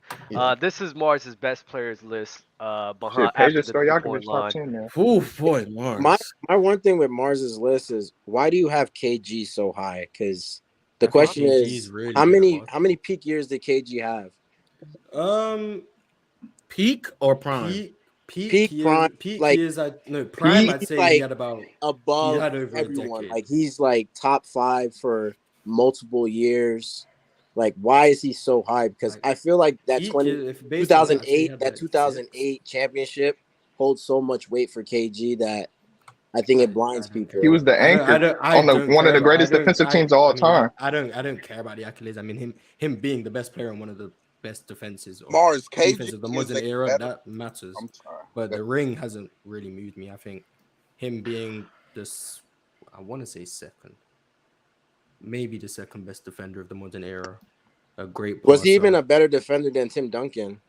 Yes, to me, he was. Yes. To me, he was. I But don't, I understand. I don't believe he was though. But I understand the value. I think Tim he's more Duncan's rim versatile, protection but had, so like, yeah, more versatile. But I don't think he's a better one. But for me, KG being, in my opinion, probably the best pick and roll defender I've ever seen.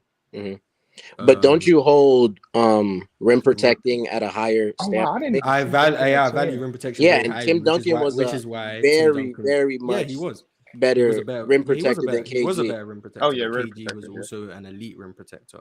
I also said they could be interchangeable, but KG was a better rim. I mean, Tim Duncan was a better rim protector, but KG was also a great rim protector. Yeah, that's I ain't gonna lie. I think I don't hate the KG. KG. I I think don't hate KG's the a better KG player logic. than Tim I Duncan. don't hate I don't hate the hate KG love either. I just know that Duncan is better than him. Facts in the story. I just prefer KG's that has game him in better terms than of Magic, Kobe, Duncan, and this bad logic. Nigga, why do your voice sound so familiar? Because of real talk, low from. I was about to say, sir. like, nigga, this Okay. nigga so familiar. Like, this nigga's talking. I was like, bro, you sound so familiar. Real talk. Where do you be at? What you mean? Where I be at? What you talking about? Yeah, like you do. No. My bad. I ain't mean it like that. Like, where do you like? Do you do YouTube? Where you talk your shit at? TikToks. Yeah. Oh, I be on the Twitter Spaces for the most part, because I'll be moving around. I'm actually in the car right now because I just got back from doing a couple of drops and whatnot. Always on the move. Never let them know your next move. That's great.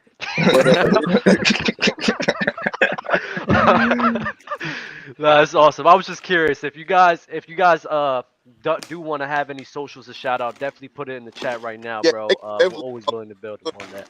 At Real Talk EJLT. But yeah, Mars. Kobe's too low too. Kobe's way too low. He's in the same tier. Not gonna lie. KG.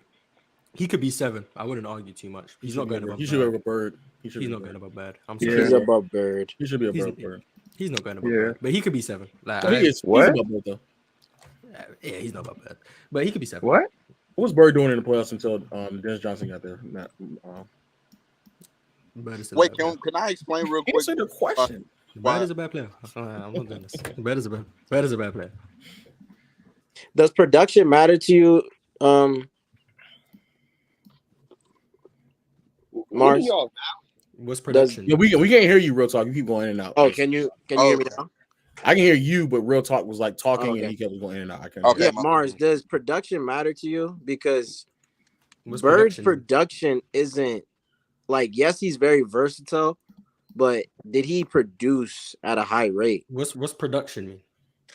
Like just produce for his team. Like, was he the main cognizant of them scoring? Was he the main cognizant of like assisting, starting fast breaks, things like that? I felt like he's in my opinion probably the best outlet passer of all time. Him or Jokic, I don't know. Probably one of the best off-ball passers I've ever seen. He was definitely the catalyst of their offense. The offense ran through him either in the post or him throwing the outlet passes.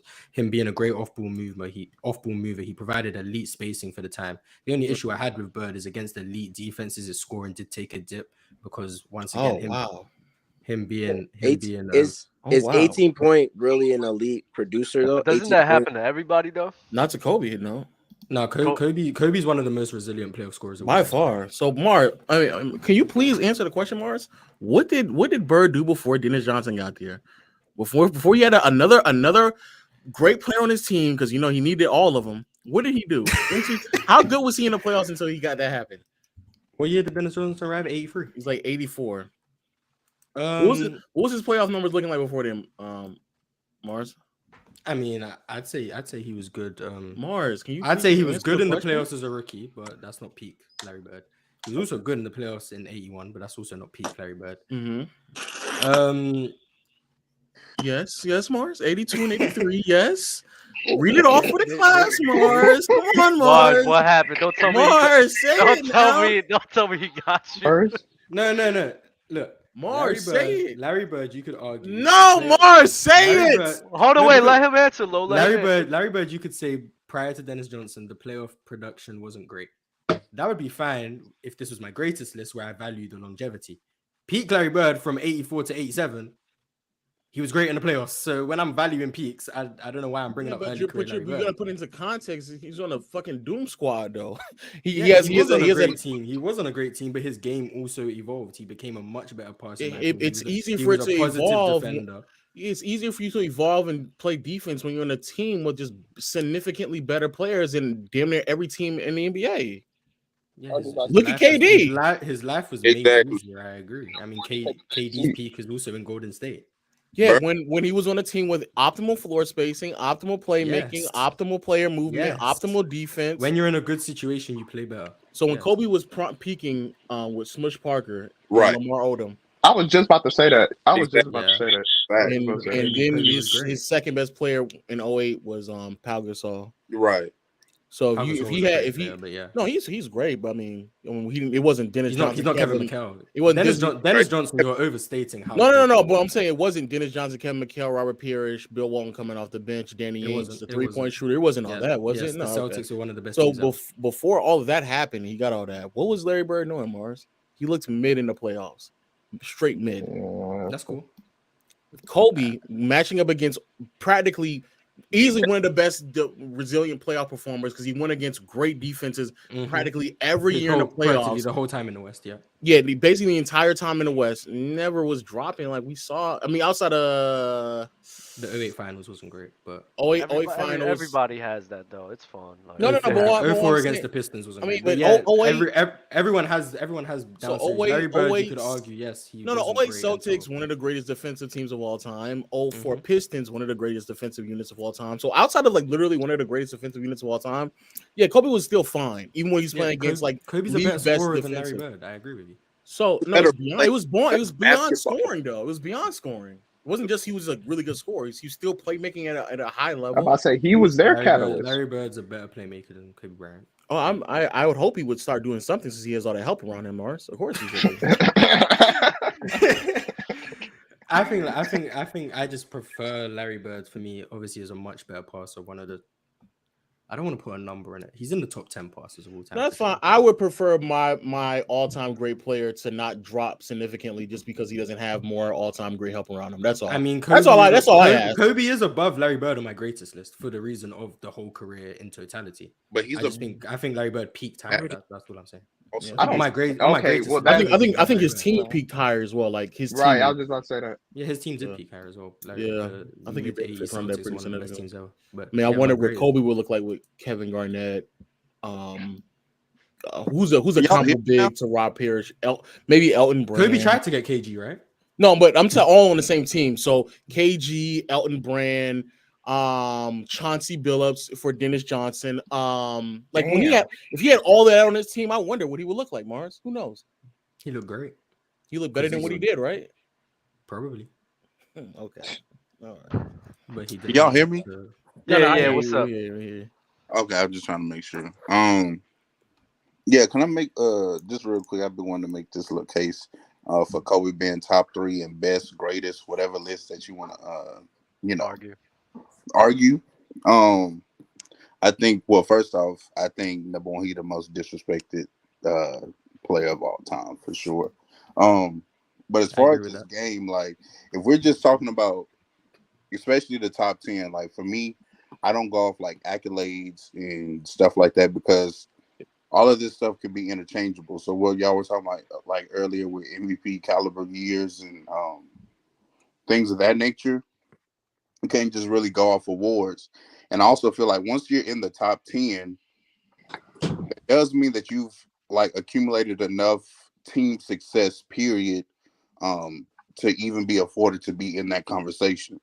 So when we just started talking about basketball, like Mike, Bron, Kobe, like the best players, because they're just the most well-rounded basketball players. So as far as compared to everybody else, like on the list, right? I can play Kobe. I can play all three of those players. They can dominate the ball for me as far as bringing the ball up. They can also dominate from a 2-3 like wing position. So playing out a triple threat. They can dominate a game in the mid post. They can dominate a game in the post.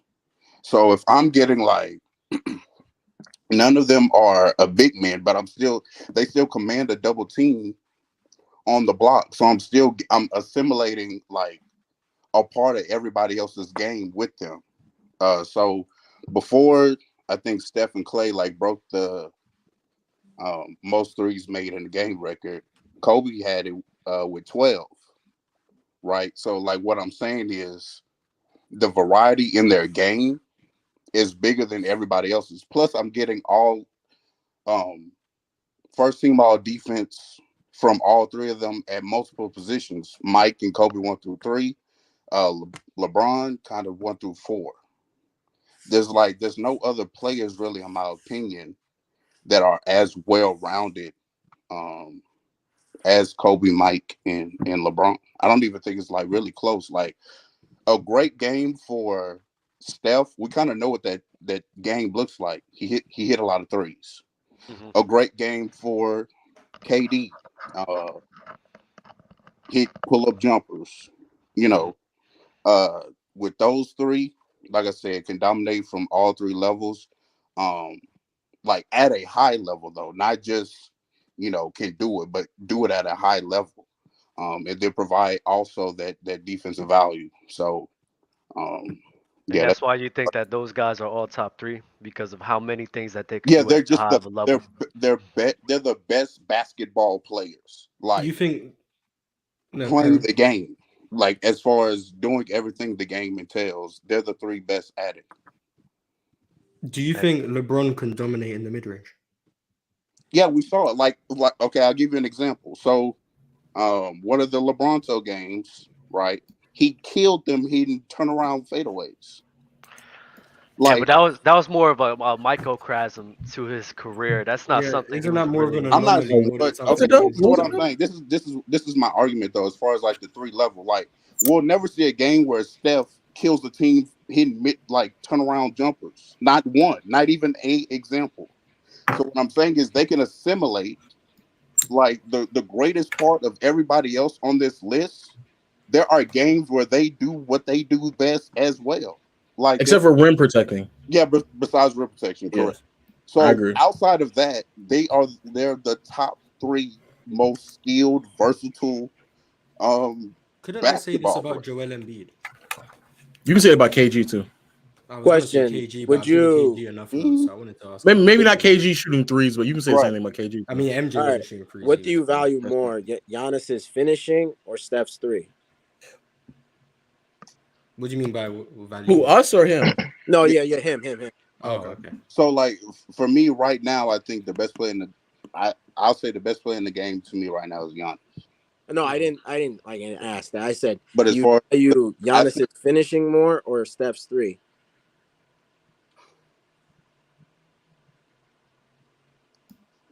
I mean, I'll probably take Giannis's finishing. Come on. You would take his finishing. What's the problem with? No, because as stated, Giannis is a great finisher, but Steph's 3 has more value to it and more to the game. That's why certain things in a game is valued more. Just because MJ, and all of them are very well rounded. If someone is a 5 out of 5 in 2 things, and like let's say MJ and all of them are 3 out of 5 in 4 things, I would value the guy that's a 5 out of 5 in 2 things than someone that's a 3 in most things, because they're But like my argument, guaranteed for those things. but that's why I qualified the statement as far as saying like they can do stuff at a high level. So I don't think there's very few things on the court that Kobe, Bron, and MJ do at just a 3 out of 5 level. Is very few things. I think for all three of them, it'll probably be 3-point shooting, I guess, and LeBron free throw shooting. LeBron free throw and the mid range game. To be honest, I don't think LeBron is. I don't even think LeBron. I think he's 3. So of what I think he's a listed, 3. there are they all three do have different levels of what they do as far as everything I listed. Like Kobe might play out of the mid range better, whereas LeBron, as far as being a bring the ball up the floor and facilitate an offense player, does that better than both of them. But what I'm saying is the totality of it all. Those 3 players just do this. At a higher. I was only keep it a bean. I think that's actually the best argument I've ever heard. I think it's a very good argument. I'm about to say I think that's the best argument I've ever heard for those 3. So that's why I don't even do like the points per game and all of that. Like once you hit top 10 status, like we respect your accolades enough to where you've made it to this point, right? But I think us as a basketball community, like we have to start back, like judging players like also off what they do, like them as a specific basketball player. Because once you start trying to do, he has this many MVPs or he has that many championships or even individual stats, you can go from like, for example, Chris Bosh and Kevin Love, their last year in their respective places before they joined LeBron, their stats went down tremendously, right? But that doesn't necessarily mean that they were that much worse of a basketball player. They were just in a different situation. So I think we have to start looking at people like what they bring to the game. Like like separating them from situations, separating from them from that, and understanding that. Yeah, situations can lead to better team success and sometimes also just better individual stats. You can go to a team that just utilizes you better, and so you put up better individual numbers. That doesn't necessarily mean that you're a better basketball player now, but your usage is now used more, like more properly for you to shine. So that's why I don't even like, to me, another one, a good example of this is the Steph and Dame argument. Like to me personally, I do think because Steph finishes better at the rim, that his skill set is a little bit better than Dame's. But that kind of player, what we've seen to get the most out of that said player, would work best in that Steve Kerr free motion, setting them up for shots kind of system. The skill set of I can shoot deep threes, I can get to the rim, I have a good handle. That skill set is best used in the Steve Kerr type of system, whereas Dame has been having to play more traditional point guard, which is ball in hand, a lot of pick and roll action, and less off ball movement. So I think they're very close as far as individual players, but Steph plays one way and Dame has to play another way. So I don't think Dame could thrive in that system, though. Why not? He can't move around and shoot. I mean, it's a bit more complex to move around and shoot, but yeah. I mean, I know it's not really that difficult to learn, though, Mars. I think you overrate how difficult it is to learn that. Not difficult to learn that you have a coach telling you, "Yo, run these points, run around these screens, and just move." Now, Steph does it better because Steph clearly has grown up as a shooter. So when you I don't know who all has like played basketball. Like when you grow up and everybody says, "Oh, you're a shooter, you're a shooter, you're a shooter." How you go when you're like that on the team? A lot of your responsibilities is running off screens, running baseline to baseline, and things of that nature. I do think Steph, just for a longer period in his life, has played basketball like that.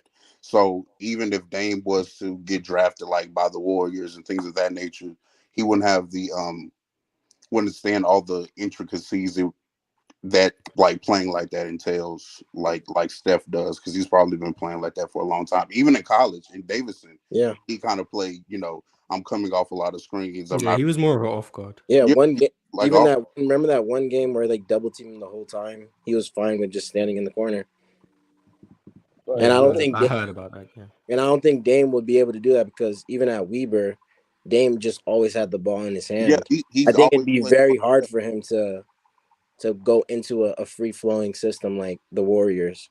I think it would not look as pretty as if Steph is doing it. But mind you, It's another ball handler like CJ. He didn't really even move like Steph Curry or perform off ball like Steph Curry. Yeah, I mean, you're not gonna be like Steph Curry, but Not like Steph what's so Curry, but it's not his play style. It's just not Dame's play style. But It's that's like the conversation. That's the argument. Like, you can't, if you replace Dame with Steph Curry, will he be able to produce the same numbers? And I don't think that his impact, or be the same impact. I'm gonna say that, not the same numbers, because that's a hypothetical, but deeper hypothetical. But I don't think that Dame would be to the same impact as Steph Curry, just due to how he moves off the ball. Because even though Dame is a threat from half court and has pretty much the same range as Steph, is really only like if he's so polarizing sometimes. So if he's off, he's having a bad night, it's kind of like he's not impacting any other way, really, unless he's trying to get his shot up. Like, Curry is a better playmaker than Dame. I think so. He has I'm not gonna say way more gravity, but he has more gravity than Damian Lillard. I think, and it's kind of like comparing. At that point, it's inches basically, but I think Steph has more gravity. Yeah, I So, do. Steph is the better player. I'm just saying, Yeah. I don't think it's as like the gap is as crazy as some people be thinking. I just think they play for what they have as a skill set. We see that that is the way that the Warriors play is how you get the most out of it. Because when Mark Jackson was there, they were still a really good team. But at that time, if you remember, Mark had Steph playing more of a traditional PG role with the ball in his hands. And they were like, like I said, they were still a good team, but they were like getting like bounced in the second round and things of that nature. But that offense that Steve implemented kind of took them to the next level. And that was utilizing Steph more as an off guard than the primary ball handler. Because I think was Mark Jackson the one in that playoff series because David Lee got hurt, inserted Draymond into the starting lineup, or was that Steve? Steve, I believe. I don't think Mark Jackson utilized Draymond Green like that. I mean, Steve Kerr wasn't using Draymond the way we know him now until like 2016. 2015, Steph was still like, I wouldn't say traditional, but he was still very. Steph more in that traditional mode. It was just he became a more, in my opinion, this is just eye test. I don't know if there's numbers to support this. He became a more comfortable passer, in my opinion. He was more comfortable in the pick and roll. He also ramped up the scoring aggression, in my opinion, especially in the playoffs. And then I think the next year, 2016, is when Steve Kerr really implemented more of that off-ball play, and you made Draymond Green more of the facilitator, and that's when Steph just exploded and became the Steph we all know. But I think he showed that he could be that championship level point guard in the more traditional sense in 2015. It was just a lot about situation and obviously the benefit of the injuries to the Cavs and everyone else. Yeah, I think in that run, every starting point guard was hurt, right? Pat Bev, Conley, and who did we play in? We played the Pels. I don't know who was hurt. It might have been Drew Holiday. I don't know. Hey, real take. It was Mark Jackson that implemented Draymond Green in that series where David Lee got hurt. That was Mark Jackson. But we're gonna keep a nice rotation of guest guys. You guys came in with some heat. Appreciate you guys for real, man. Y'all have a good one. Drop socials in the chat, please, so that we could have a way to reach you guys.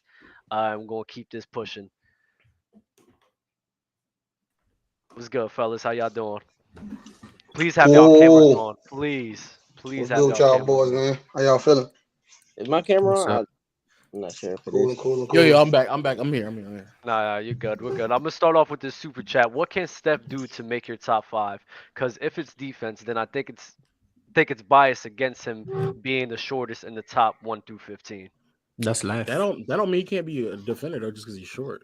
I mean that's life. You have different advantages and disadvantages. Steph can't be a great defender because he's small. Like shout out to the money, but that was a bad comment. Shout out to the money. So does anyone want to look at review someone's list again here? Any gripes of mine or Mars list, best, greatest? Which one do you guys want to go over real quick? Let's do dubs. Let's do dubs, bro. Bro. Oh, my list is beautiful, bro. I don't know what you guys talking about. Yeah, my list is elite. And I'm besides still what's his name? Real Talk's logic for Kobe. That's my argument. That was by far. Yeah, by far the best Kobe argument. That's the best Kobe argument I've ever heard. Yeah, to that point, Kobe argument I've heard. I ain't gonna lie. To that point, I personally, Mars' breakdown on how he have 2 separate lists. I kind of do that too, to a certain degree. I kind of feel like, well, I'll just do the top. I feel like, Michael Jordan's the GOAT, Personally, I feel like at this point in time, LeBron, begrudgingly, I will say, because I didn't want to do this at first, it was a while for me, but then I feel like he's number 2, but I got Kobe 3. Now, the boat list is what I call it. I got Kobe 1. Like, I personally feel like the way he broke it down was so good because that's the way I look at it. I feel like nobody does as many things good to the level of goodness, I guess you could say, as Kobe. Me personally. Me watching the game, I watched LeBron his whole career. And like I said, I think he's the second greatest. Low, Mars. His mid-range, no. Like, it's good. And like he get hot. He get hot at every place though. And like to his but his point earlier, like at every level he get hot. You know what I'm saying? Like it's times where he'll shoot threes and he'll make 7 of them, 7 out of 12 or whatever. Like the other night, they've been losing all these games. Like it's so funny. But the other night, right before halftime, I can't remember what game it was. But right before halftime, he came in. He had like low scoring point. Dude, like the best stat pad of all time. Like, and I respect it though because he's so good that he can stat pad to a certain amount of points. Feeling like 27 tonight, and LeBron's so good he can do that. So anyway, I feel like Kobe's the GOAT. I feel like post game ball handling, maybe not like flashy like AI or nothing like that, but like having control of the ball, not really losing his handle. Anybody ripping Kobe like talking about, mid-range shooting. He get hot at 3, kind of LeBron-esque, but I feel like he was just more of a dependable 3-point shooter in certain spots than LeBron. Jordan never really done it. Didn't really need to. Watching the Jordan highlights and watching his old games is like mind blowing. So I understand why, that's why I have him as the GOAT. But Kobe's GOAT status to me is like bar none. Like the disrespect he get in these areas, in these spaces, like I don't get it. Like people try to say, God rest, rest in peace, Kobe. But people try to say like, well, he only getting his claim because he passed. And I'm like, did y'all not watch? Like I don't understand what people's looking at. A lot of these stat arguments, or a little conflated, or a little inflated, I could say too. Where it's to the point where you kind of lean a little too much on certain things. I'm more of like I test 85%. Like 85% of how I look at everything. Of course, you have stats have their part and all this stuff and like the numbers and trends and stuff like that. But I just personally feel like all that, not to like belabor the point or whatever, but I do think Buddy's, way he broke that down was on point. Like y'all say, the best I ever heard because like it was perfect. But Kobe is the GOAT though. Where's KD on that BOAT list? Shouldn't be top. He would legit have to be 2, right? He would have. Based on him scoring all those levels, he got post game. He got defense. The best 3-point shooter among all of them. He got defense. Yeah, he doesn't have that elite defense. No, he doesn't have the defense. He don't have the defense. And this is what I'll say. It wasn't terrible though. This is what I'll say. Okay, I feel like to a certain degree, and this is my bias in it. Like if I was to give you like an objective list, and then like what I feel like would be my list, even on the boat or the GOAT or whatever, right? I feel like the separation for me and my bias list would be like, even though I said earlier about the dribbling, dribbling one flash, you gotta have some of that. You gotta have some, you gotta have some sauce on it, man. You gotta have some sauce. You can't be in that mud like look, they're arguing about the crossover, like no. Pull up every time for what 15 years, every play. So like, man, who look, is this? Who we talking it's about? KD we talking about. It's KD we talking about. The separation from KD to Kobe would be Kobe did have. Come on, you watch Kobe play, it hit different. Y'all know that. It hit different. You know what I'm saying? So that's my bias list. Now, to your point, Mar, it was a great question. He would be like top 5, and I don't even know if I broke this down past like LeBron or like 3 or 4 or something like that. But like he have to be up there by, like you say, almost by default. What about Kawhi? What about Kawhi? Kawhi. Well, the reason if we're talking only offensively too, James Harden, like a guy like that, like or like KD, like what the fuck is going on? Like these guys would have to be like top 3 to 5. Like they would like based off James Harden. They have the mid range game. Bro, who is talking right now? KB. Look at this nigga. I think James Harden is tough. From Twitter Spaces as well. Yeah. Watching James Harden play right now is cold because you get to see him kind of get back to that pre-D'Antoni a little bit. Like just watching him shoot mid ranges, I'm like, man, I'm so happy. First of all, like I hate to see y'all notice you don't see the 20 step back. You don't see it as much. He get into the now he have to pass it, or whatever, like because Embiid have to get off. But I personally feel like to y'all point, like those players are high. James is interesting for me because if you listen to what I said, I tried not to get into the stats. Like I told you, like eye test is like 85% for me. So like James Harden, like I guess to Doug's point, I kind of give like like how Mars said, like what you said, a D'Antoni, how you phrase it, D'Antoni, Mike D'Antoni inflation. Yeah, like I kind of put that on to a certain degree. Like, bro, you're gonna have the ball at every play, and like it ain't even no offense. It's just you got that, you got it, you holding it, you bouncing it, you doing your thing. Everybody's just standing there. Like LeBron is, he kind of started all this, him and AI. But AI and then LeBron, like it's not just that. It's not just that. It's the elevation of pace too. That always comes. Oh yeah, most definitely because they getting up shots early. Mm-hmm. Either he's going to work for 20 seconds. Those Houston teams high in pace? There was 7-second offense. Oh wait, no, I'm talking about. That's the What, the Rockets? I don't know if they were high. They couldn't have been that high. They was definitely. Also, Michael Jordan was doing that back in. Jordan was doing that in '87 though. Yeah, before he got with Phil, right? Yeah, Jordan was doing it in '87. He had the ball in his hand all the time, high pace offense. Yeah, the Westbrook stats. And he finished that year averaging like 32, 8, and 8. Like that was totally. Yeah. He was tough. Wait, so I'm assuming like you're valuing like versatility in their game like a lot. Who, Dub? Oh, him. Not Dub. Because Dub is valuing losers right now. That's what we all do. Everybody in basketball world is a loser. Hey man, KD being number 9 is kind of not everyone. Not everyone. The large portion of it is losers. I got a question. I don't know if anybody asked you this, but why do you have Hakeem over Shaq? I have no problem with it, but what do you see in Hakeem that puts him over Shaq? That is another loser. Low calling people losers even though they won. Oh wait, you talking about nasty, low. You talking about me? Al having Hakeem over Shaq? You can't be a loser and a winner at the same time. Yeah, but I think Hakeem Olajuwon is a guy to me. I think he's very complete offensively. I think he's a great scorer offensively as well. And the defenses provides, I think it's second to none or maybe to a Dennis Rodman. But top 2 nonetheless. Shaquille O'Neal is like very dominant player, and I don't really care. It's like 1A and 1B for me. It just comes down to preference. If you want a dominant player, less skilled and less defender, you go with Shaq because the dominance outweighs the skills.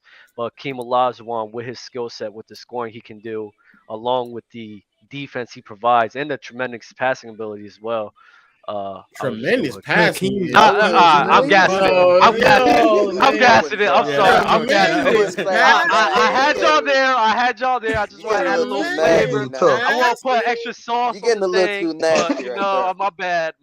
It's not that you can bring up passing in general with Hakeem and Shaq. No, that's crazy. Yeah, Hakeem loses the passing argument. Yeah, Hakeem good on my boat list too, though. He put it on my boat list. Duncan's over Shaq, bro. I don't know what to tell you, dog. He's over that. I never knew you were this high on Tim Duncan. He's over that, bro. That one move scrub. He's over him, dog. What are we talking about? No face. What puts KG, like not being better than KD? No, these are the same. It's basically he dominated who though? Who do he dominate? He's saying the senses in the late 90s and early 2000s kind of mid. Who he dominate, dog? Boy, who? Shaq? Shaq. Who he dominate? Nah, he wasn't dominating Tim Duncan. I'm not gonna say that. I didn't say domination. I didn't say dominate. I'm saying he was. Oh yeah, he was dominating the league. He dominated Rick Smith. He was dominating the league. Oh, but he didn't lead the league in any. Oh no! Don't go with the shutdown thing. Yo, Lo, come on, bro. No, I'm just saying he dominated, but I mean, he had 1 year where he averaged, I think, over like 11 or 12 rebounds. He had 1 year where he cleared 30, but he never won DPOY, nor was he deemed like the best defender at his position or anywhere near close. But that's dominated. Oh man. Well, it's mainly on the offensive side of things. Yeah, Shaq was not the defensive side of things. I'm talking about the offensive side of Shaquille O'Neal. I just think he was a very dominant player. He dominated a guy scoring. Yeah, 100%. Oh, so that's why I say, that's why I say, if you want a guy that dominant with that, I would say you could go with a Shaquille O'Neal because of that. He wasn't dominating defensively though. I would never say that. He was a good defender though. He was a really good defender. So let's go back to your Hakeem and Shaq argument because it sounds like it's the same thing why Duncan should be over Shaq as well. What was it again, Dub? I don't care if you have Duncan over Shaq though. I'm not gonna hold you. Like this is why I hate. I'm asking your consistency though. I'm just asking for consistency. No, yeah. Honestly though, bro, is like it's the same argument. No. This is why I hate this because if this was a tier list, I think Hakeem, Shaq, Kareem, and Tim Duncan could be on the same tier. It just comes down to preference. But it's not though, and which is your preference. So you think that Tim Duncan is comfortably better than Shaquille O'Neal? I think off of what you just argued for why Hakeem is over Shaq is the same argument to why Duncan is over Shaq as well. And I would be low. I would be fine. I would be fine with you picking Tim Duncan over Shaq.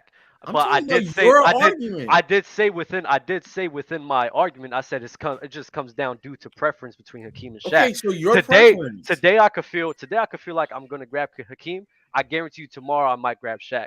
That's how close it is with those guys. That's fine. But why am I saying is why don't you say one day I could put Duncan over Shaq? I just said you could have Tim Duncan over Shaq. No, you stop saying me. I don't care. I would have Tim Duncan over Shaq. Cool. Just put him on right now. Put him on right now. No, I'm not doing it. It's coming down to preference. It's preference, bro. I don't want to do it. Okay, we talking about your preference. I favor those guys. I just favor it over. But if Hakeem's a better scorer, but Lo, you're acting as if it's just completely wrong for me to say I'm going off of your own argument. You were saying that because of the defense from Hakeem and the dominance from defense on the boards, that's why you put him over there. Duncan is not the same scorer as Shaq. I will admit that. But defending, rebounding, I think Duncan is a better playmaker than Hakeem as well. Like, so why is the gap there, dog? Wait. Rebounding? Like, what you think? Tim Duncan just clears him as a rebounder? Because I think Duncan's a better rebounder than Shaq. I also think what's the margin? Not much, but I think that Duncan is a better playmaker than Hakeem, though. I agree. So what's going on, Dub? This is what's going on, man. I said this is what I hate. This is why I hate numbers, bro. This is why I hate numbers because I wouldn't care if you have Tim Duncan. So if you don't care, just put him over there right now, Dub. I can't switch it right now. I'm not gonna switch it. This is why my not? list. It's my list. I'm not gonna switch it though. But if you want, one day I might have Tim Duncan over those guys as well. I mean, you'll never have him. Why are you lying to me? You'll never have him over there. No, I don't think. I think I would. I got a question. What makes Giannis over Magic? He gonna say defense. Yeah. Man, And dude, on top of that, Doug I don't look like at Magic. Giannis. Hold on, I look at it like this: like Giannis Antetokounmpo over Magic Johnson is. I think it's the same talking points with Shaq. The dominance of a Giannis Antetokounmpo, now he gets it wreck. I think it overweighs what Magic Johnson could do, and the defense he provides as well, and a good level of playmaking as well. I would have to favor Giannis, especially at their best, because he's just a more dominant player, the better defender, and has good playmaking ability as well. I would just side with a guy like that over Magic Sounds Johnson. like Giannis should be over KD. I'm not gonna lie. Yeah. It sounds like Giannis should be over KD. I don't. Why is KD over? Oh wait, my wait, wait. God, Why this is, is Bro, the chat is talking about Scottie Pippen. Please wait, stop why talking. is KD? I'm not even gonna bring up Doug Steph. love I know you KD have. so I know you much, have a man. KD bias. He loves Yeah, him why so is the much. chat talking about Scottie Pippen? What's going on? Scottie Pippen is horrible, bro. Please stop talking. About that. Yeah, I don't think Scottie Pippen is horrible. I know you have a bias He's not towards top KD 20. and the whole Steph and KD Well, thing, he's which not I top still 20. don't get. But like, why is he You do above have Kevin KD Garnett? over Steph. Oh my God, Dub. Yeah, Yo, said this list is low, terrible. low, Dub. low. This goes to my point. This goes to my point. I hate numbers. That KD, boy No, age like Dub, milk. Dub, you KD, Steph. genuinely believe KD is much better than Steph. Like you said it, you don't think Steph's ever been better than him. So He hates I Steph think there's though. a few years. I think there's a few years that KD's been Like better than last Steph. year. Don't you hate And the Steph though, year Doug? before that. he and in thinks KD's been the best player in the world for a 2015. few years. No, only 2 years. Only He 2 wasn't years. even the best player. I On think his, he's on been. the I Golden think he's State been better last than year. Steph. I think he's been better than Steph for actually a larger portion of time than Steph has been better than him. No, he was hurt, so who cares? Look, Yeah. at the end of the day, when they were on the same team, the Steph was also just better and more valuable on top of that as well. Big I facts. agree with that. Yeah, Big facts. facts. I know mean, Doug you could doesn't be want to admit you. that. No. You could say. I mean, more valuable to the team. I would understand that logic, but He then was this better. goes to you. This goes to He your was better. point. He Low. was better. This no. This Impact. goes to He your was point. better, Low. Wait. This goes to your point. Low, where a guy where the system's created for him. Of course, he's going to be more valuable to that system without a He was just a KD. better player too. What's the How? KD system? Steph's What's the game. KD system? Playmaking. KD was a I'd better argue defender. KD, same level. I think they were same score. KD's a better scorer. Who's a better playmaker? Steph, I'll give you playmaker. Clears So him, by the way. it's damn. Yeah, he cleared. He clears him in playmaking. He cleared like two KDs. I'll give Y'all y'all two KDs. Clears Okay. him. He cleared two KDs. Playmaking? You can stack KD on top of each other. He cleared both of them. Oh wait, low. Wait, how do you weigh playmaking? Wait, let me understand this first. How do you weigh playmaking? How do you? I'm part of the gravity movement. Ah, fuck me. I hate Yeah, the that's gravity movement. That's why. That's okay. impact. That's Bro, that's impact. That's the impact on the game. Impact. Because That's his player. That's just hold on, him. Lo, I'm gonna explain it like this because that's the impact of you being on the court and how you being on the court impacts the game and changes the game in general due to your presence. By creating plays for your team. Yes, it creates plays based off the scoring, playmaking. the impact of the scoring. I like the no. Don't get me wrong. I like the context. I like the context, Ben. I love the context, Ben. I fucking hate it though. I love it and I hate it at the same time. To me, this playmaking is just being a pure point guard for me. Yeah, though. W, you need to leave the A traditional pure side, man. point guard is the only way you can be a playmaker. That's the way I measure it, bro. I mean, I grew up like that, man. Yeah, What do you want me to do with that's that? you're still on the He always grew up. That would hurt your argument for Giannis over Magic too. By the way, I'm just Wait, so Dub, if Like, you- that does. if you- Dub, No, if it you doesn't. do I play- said because Magic Magic clears and is- playmaking. So I you mean the just said only playmaker on this list is Magic? what? No. Chris Based Paul. off No, your no. Chris Paul. LeBron. Chris No, Paul, LeBron. No. Pure, You're pure point misunderstanding. No, Oh, you said you're pure. understanding. Yeah, No, he said pure. He said pure. No, you're misunderstanding. CP3. Like, the way Yeah, I'm viewing Lame man. the way I'm viewing playmaking is I think of a traditional point guard and I think Okay. about how a player can fit the traditional point guard to the best of that ability. You There's feel only me? two of them. So Like Kobe CP3 Bryant. No. Magic. Like Kobe Bryant. I think he's a good playmaker because even though he's not as great as a Magic Johnson, I know that he could fulfill that type of point guard role if Bro, necessary. what are we He's good at talking about? doing it. What? Dub. Passing? I ain't gonna say Magic. See, I that means- think that Kobe's means- I think Kobe's a great playmaker, but No, I think he is too. But You not can't say because- Magic and then say Kobe. I'm can't kind of say that. confused. For Wait, so playmaking. wait. So you're saying the Passing. playmaking in a role of like him handling the ball, bringing it up, and facilitating? That's what you're saying? Yeah, that's what I'm saying. Mhm. So wait, so who's You're the best just wrong. playmaker on You're Golden just State? I wrong, don't Dub. think I've ever asked you this. Who's the best playmaker on Golden State? Nah, I think Draymond's No, playmaking. no. No, wait, no. Wait, let me finish. No. I think Draymond's playmaking ability is overrated. Well, who's the But best? I think But it's who's the best probably on the I still think it's Stephen Curry. Okay. Because if Stephen Curry was asked to have the ball in his fucking hands to create plays for But he's guys, not though. That's a system. I think he would do better than Draymond Green. But he's not though. But the coach explicitly wants Draymond to do that. And not no, I'm with you on the whole acknowledging situations. I understand that he's not being asked of that, but I do trust Stephen Curry's ability to create plays for other guys with the ball in his hands more than the Draymond Green. Why? Draymond. Well, actually, why? Because of talents. Because what talent would aid him in that? Oh, you're gonna go with the scoring shit, aren't you? Okay, so you're gonna no. Wait. Let me finish. No, let me finish. No. It's based off his dribbling. It's based off his gravity. Oh, his dribbling. His dribbling and passes and the passing variations of that. Okay. Draymond Green. Almost got you, boy. You almost did. It got me. I got you. You gotta be quick with that. That was nice though. Wait, but so like to my last, I know you have. Oh shit! Damn. You alright, bro? Yeah, phone drop. I know you have like a bit of bias, not even a bit. It's bias towards KD in that whole Steph conversation, but like the KG and KD, like why is that? That nigga's a loser. KG and KD. Yeah. What do you mean? Like why is KD better than KG on your list? Fat. Which one is the loser? This is a tier list, bro. Like, come on, But man. no, but why? But why though? Why though? Honestly, I've been Everyone thinking should about. make KD I'm not gonna hold you low. I've been thinking about putting KG over KD my damn self. I'm not. But why? But what's holding you back right now? It seems like you got a lot of edits to do on your list. But this is the thing. This is the beauty of this. If this was a tier list, y'all wouldn't even be asking these. But it's fucking not questions. though. It's a list. Oh so my God. because it's a list. Oh my God! Why is KD over KG? I hate this so much, bro. Yo, if you're going to edit it, then put Duncan up as well, bro. No. I'm not putting. You might as well put Steph over KD as well. Drop that nigga to like. No. Why do y'all hate KD so much, bro? What is he? I don't hate KD. I think KD hate KD. What has he done, bro? Oh man. Oh, are you calling KD a loser as well? Of course. Like in comparison to the guys you have on the list, he hasn't done much. Facts.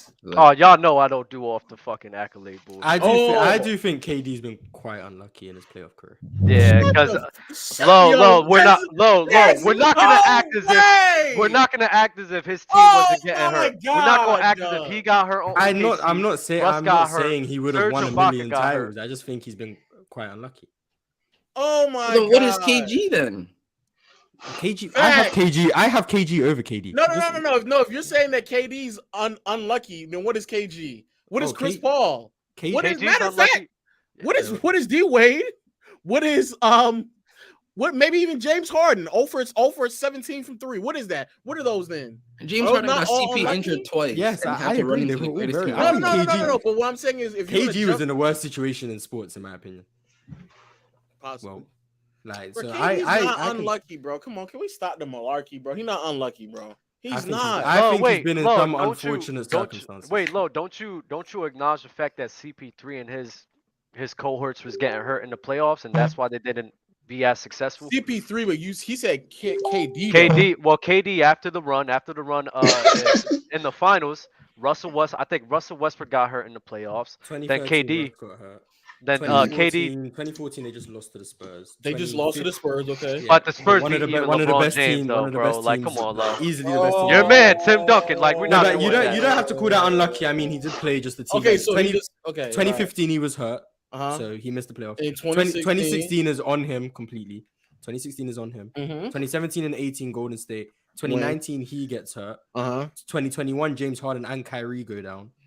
And then 2022, he was trash. I think there's quite a few situations where he's been unlucky. Why does he underperform? Like 2011, you just stopped. You didn't begin in 2011. He only underperformed in like 3. 2011. I agree. By the way, I agree that KD has been. I agree, KD's underperformed. I was with you when we were doing KD versus Giannis, and I was saying KD's underperformed in the playoffs. I just think there's some circumstances where he's been unlucky. But two things can be true. I don't know. So if that's the case, and then another player's been, to be honest, a bit more unlucky as well, then I don't want to see how KG's still not over it. Yeah, facts. You gotta explain that one. KG's not. It's like it doesn't make sense. The same thing you're putting for KD, you can put for KG, and it's low key in the worst case. I'm not even. I'm not gonna hold you. I'm not gonna hold you. Yeah. Nah, I'm not gonna hold you. Like I know. You bag talk, right? You dribble tween Hetty. Nah, a little bit. Yeah, you are. Yeah, you are. Yeah, you ball don't stop. You are. Nah. But if you want to have KG over KD, I'm not mad at it. We So just talking do it. about you. Why do Do you keep it. saying if you? We talking about your list. Why won't you make the change? Do bro? Yeah, it, bro. you Because I make don't it. feel like it. Yo, I chat. don't Put change in feel the like chat. it. Change the list in the I chat. don't Yo, feel do like it, it. Change bro. the list. Change that list, nigga. Change the list, bro. You guys are nasty, bro. Oh my Yo, god. stop talking about Scottie Pippen in the chat, bro. What is this, Pull the Scotty? chat Yeah, up. what's your thoughts on Scottie Pippen? You seem to hate the guy. He's overrated, bro. He really rates Scottie Pippen like crazy. The same old Pippen is heads. over Harden.